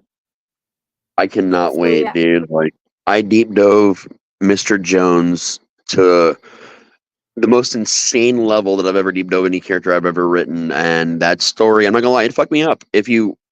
When you read it, make sure you're physically reading it, like that you're looking at the book, you're paying attention, or you read a digital copy, whatever. Just pay attention. Don't look away from the screen for any reason while you're reading. It'll fuck with you a lot more. There's a whole lot of fuckery in that story. I loved every single second of it. I am trying to figure out how to make the teaser trailer for it. Oh, shit. I do have a teaser from the story for it video already made, because she said I can start posting those. So, yeah. Nice. I have that ready, because she made it, I made the videos, and then I get to do those other videos. So, yeah. You could go with a kid's recording because of Greasy, Grimy Gopher Guts. I know there's audio out there of kids singing it. Greasy Because believe it or not, ground. that's a super fucking famous song. There's like 10 or 11 different versions that people know of it. Yeah, Martha was like, dude, that's not, I know that song, but that's not the version I sang as a kid. And I'm like, yeah. Apparently, So- Mr. Jones invented the song, and that's the real version, according to him. So I don't know. He lies. Yeah. I don't know what he is other than frog-like with pointy teeth. But And long, spindly fingers. yeah, There's actually a painting of him in the Campfire Tales book, because every story had its own art from a local artist. So when you see that, you'll understand. Ooh. Yeah. Because we can always get that put with the story. Yeah, it's pretty crazy, man. Okay. Yes. That. Dude, I love diving into your brain. That's why this is going with me. Because I'll have time without Josh. And I'm just like, you know what? I'm going to dive into Raz's head because I can. It's a scary place. Well, luckily, I'm just grateful I get to know Raz. We all are. My husband, my friends. And I love you guys. Like, for real, man. You guys are fucking all awesome. That's the whole point of tonight, to make sure you know we love you. I do feel loved. I appreciate you. I do. Yay. It's coming at a good time. Yeah, it seemed like a good time to give you a big hug, even a big hug from Dante's Cthulhu. Hell yeah. Yeah, he came in while Jodi was reading. Oh. It reminds me of this story that James wrote for my birthday last year, The Cthulhu and Little Raz. I love that. I still want him to actually fucking like do that as a kid's book and put it out. I would love that. He needs to. It's a good story. Oh yeah. We'd have to figure out who could illustrate it. That should be too hard. Yeah. I know more people now. Okay. Art people. So need to get with the art people and the James. Ooh, the James is even giving poetry for the honesty in verse. I'm excited. I'm so happy. I'm very excited. That one's going to have me and Patty and James and Cassandra, the one we had on here earlier, guys. Her art is going to be in there. She's the first one accepted. And didn't Mariah just get in on this anthology at the last second? I don't know. I'm going to find out. I was going to ask more questions. If so, yes. I was confused because I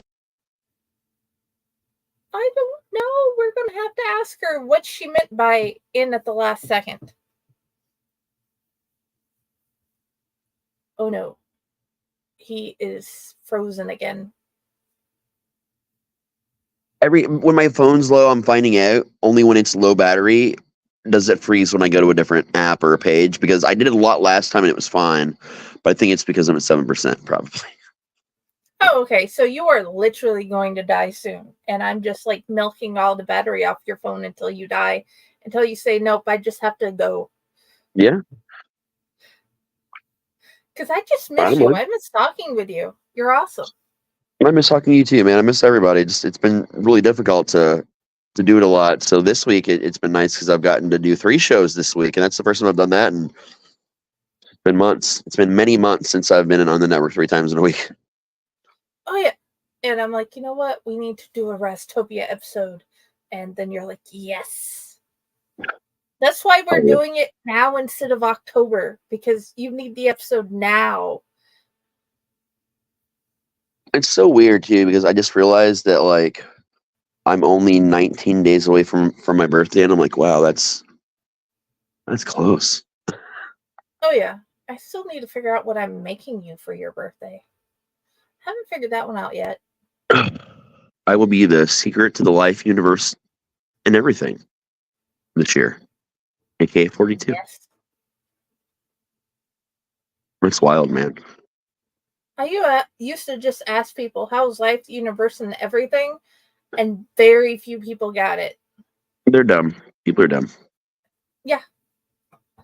That is why whenever I found out they had that special edition book of the original 5 stories at Barnes & Noble, that has the actual the guide on it. I had to get it. Yep. It had to be mine.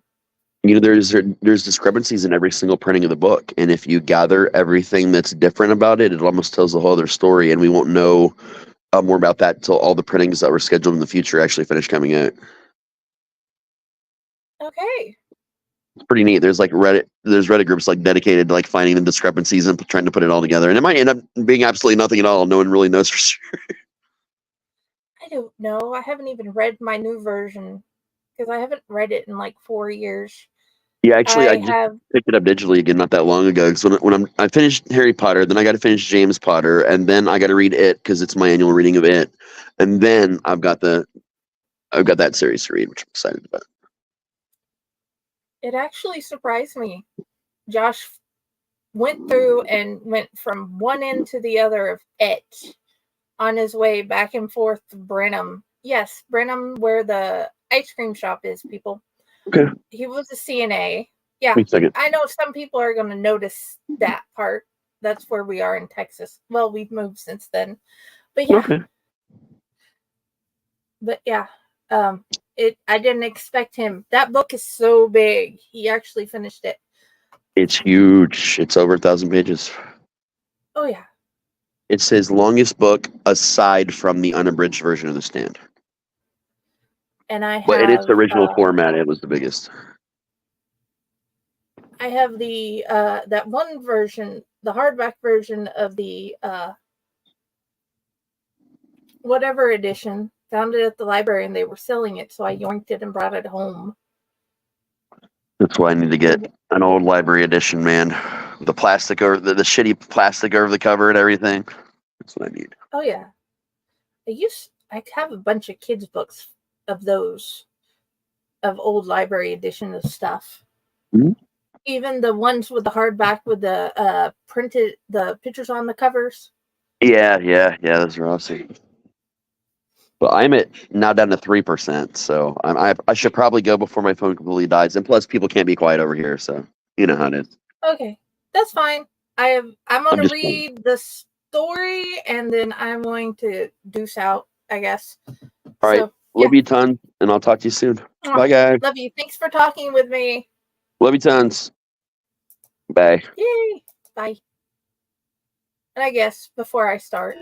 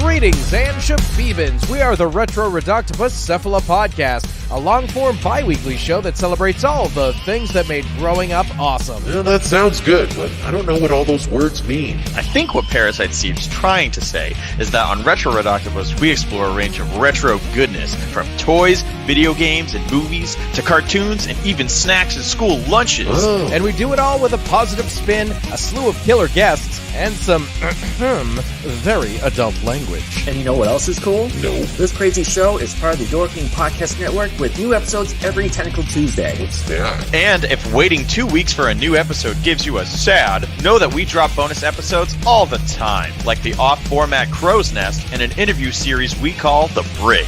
You can listen to Retro Raztopia on Apple Podcasts, Spotify, Stitcher, or any app that's cool enough to carry the only show that celebrates all the things that make growing up awesome.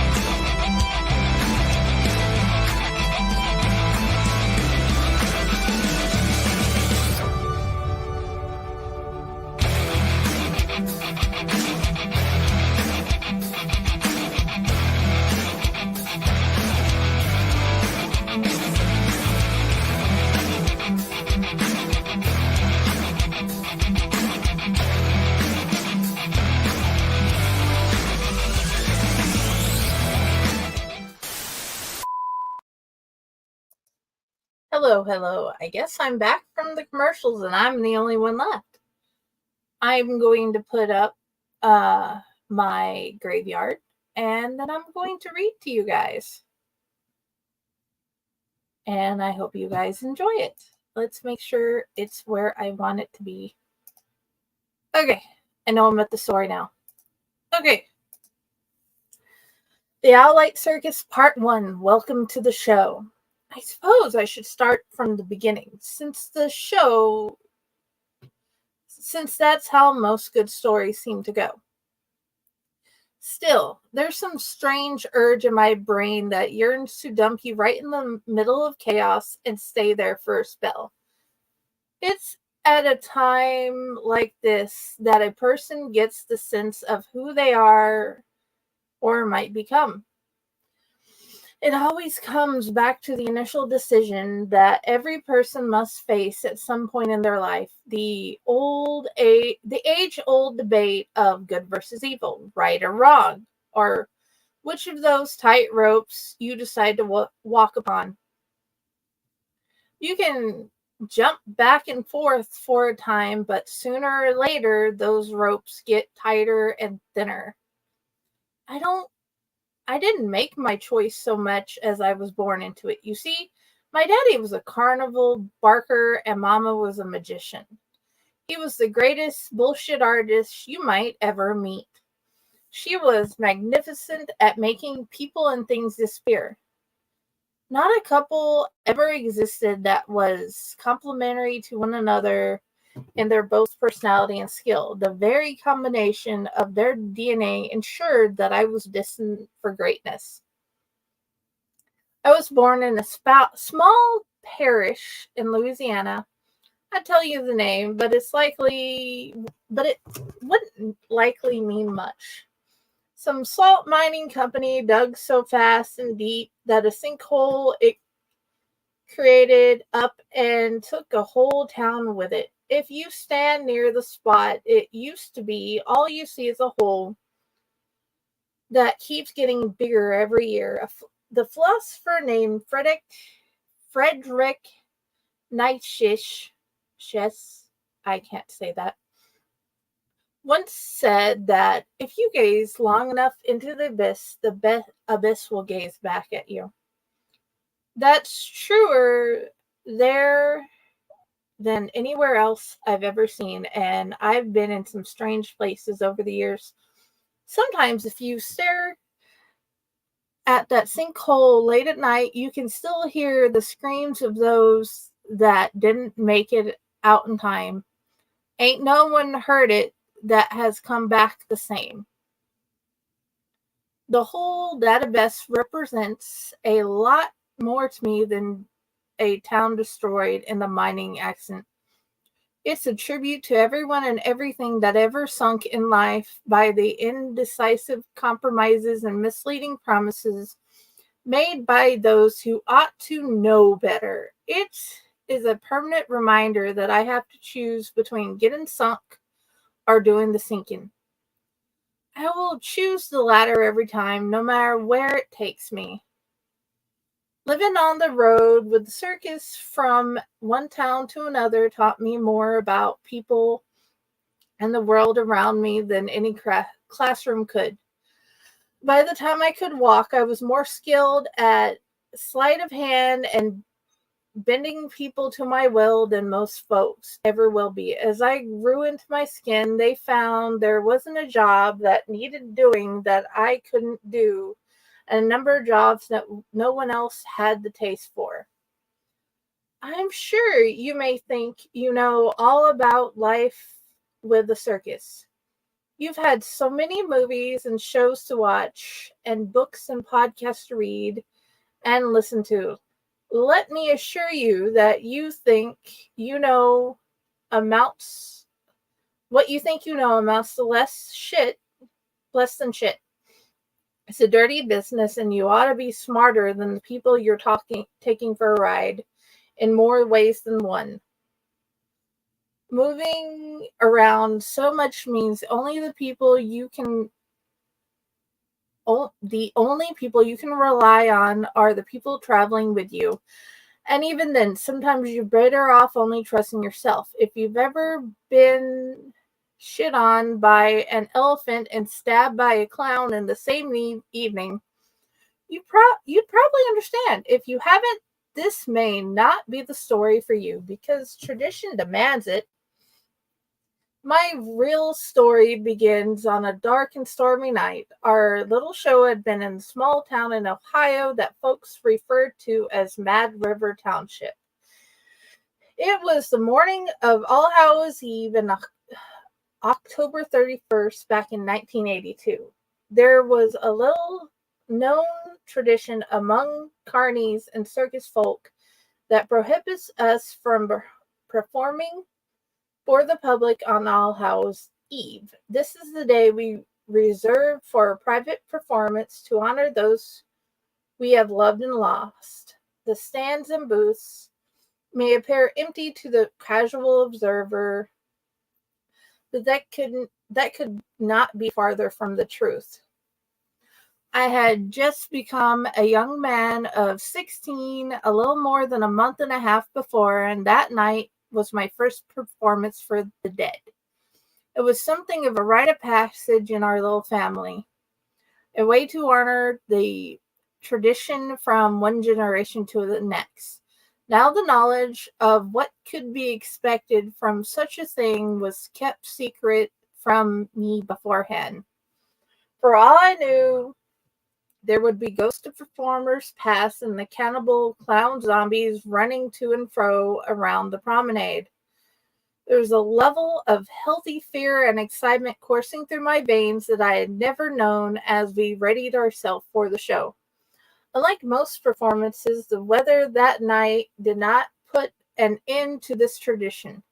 The show must go on, as they say. I clearly remember watching the lightning dash across the sky and the thunder shaking my trailer as my fingers nimbly molded the white grease paint to my skin. It was my job that night to take over for my father as the show barker, to invite those from the other side to come see the show. The rain had slowed by the time I took my place on the small wooden stage at our front gates just after midnight. The sides of the stage were packed by everyone from the show to leave room at the front for our guests. Each of those present held a fat black candle in their hands, and when they lit them, that was my cue to begin.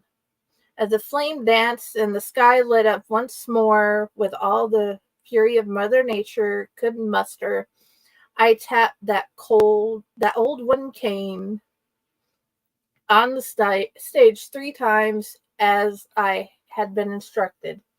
The speech I gave that night was not something the public would ever hear.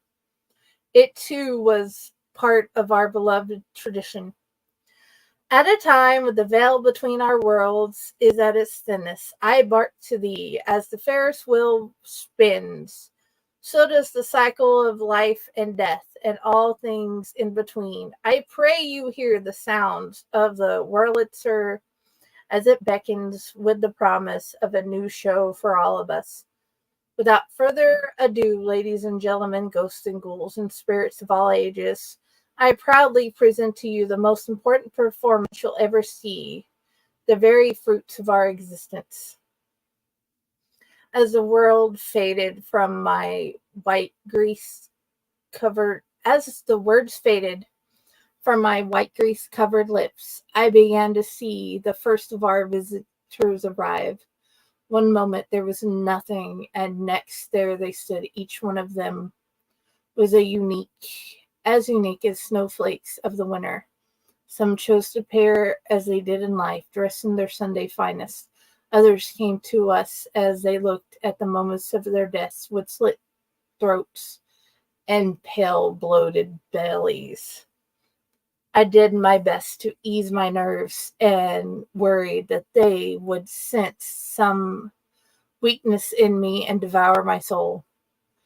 There was an unsettling silence as I felt their eyes staring at me, waiting for the final invitation to enter our gates. I took a deep breath and carried on, not daring to disappoint them or dishonor my family. Welcome to the Owlite Circus. At that, my father opened the gates wide, and together the living and the dead marched as one to the big top at the center grounds. A young woman, likely not much older than I am at the time of her death, wrapped her arms around mine. Despite her otherworldly condition, I was taken aback by her immediately. She possessed some indefinable quality that drew me to her like a moth to a flame. I did not flinch at the coldness of her flesh, allowing her to leech all my warmth from that she required. At the moment, I might well have given her anything she desired. I escorted her to a seat personally, receiving a sweet smile in exchange for my kindness. It was a smile that would haunt my dreams the most pleasant way for the rest of my life.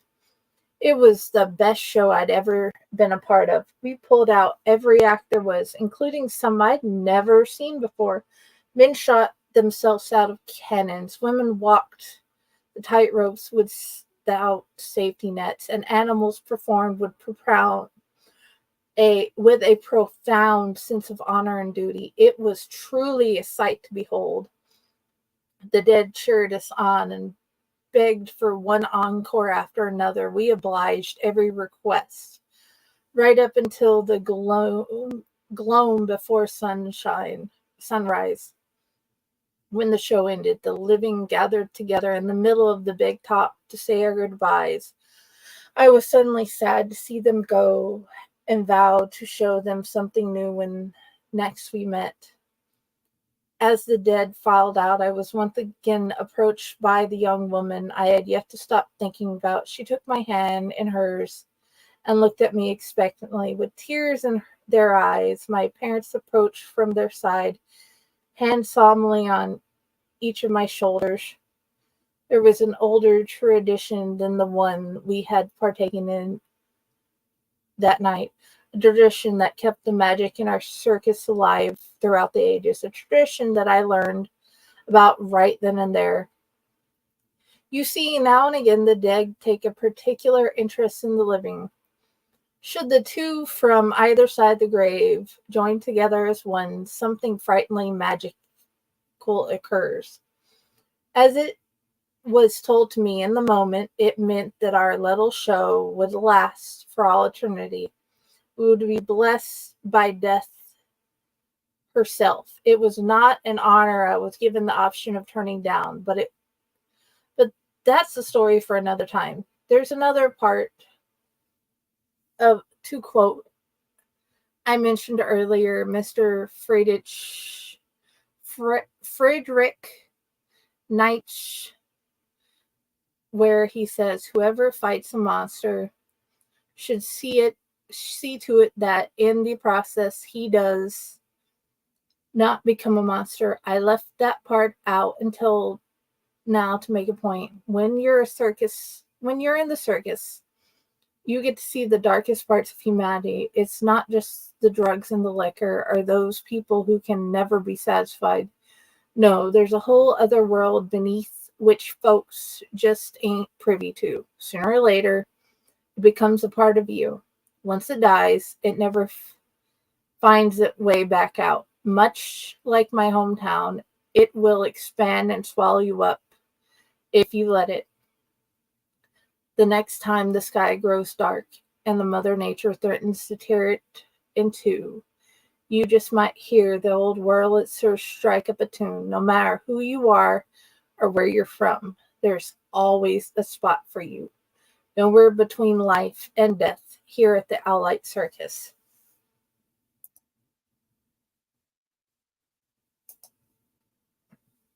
I have originally that story was up on his website, and recently over the last year he had decided to take down the journal part of the website, but he just agreed to letting us get it printed. But as the PA, I had copied down each of the journal entries on a document so I could send it to him. But being as I copied it down, I get to keep it as a copy. And I am definitely, until I die, a big fan of Raz T Slasher, It Sees You stories. And I had not known that it was partially JB. And JB Rotten is one heck of a character.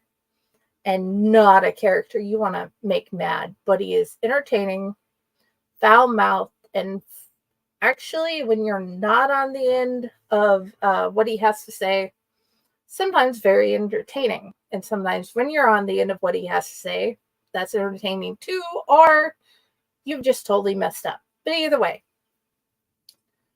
I would like to thank all of you coming to the Raztopia special. It did not turn out as I'd hoped because his internet had been down, but we did get to have Raz time.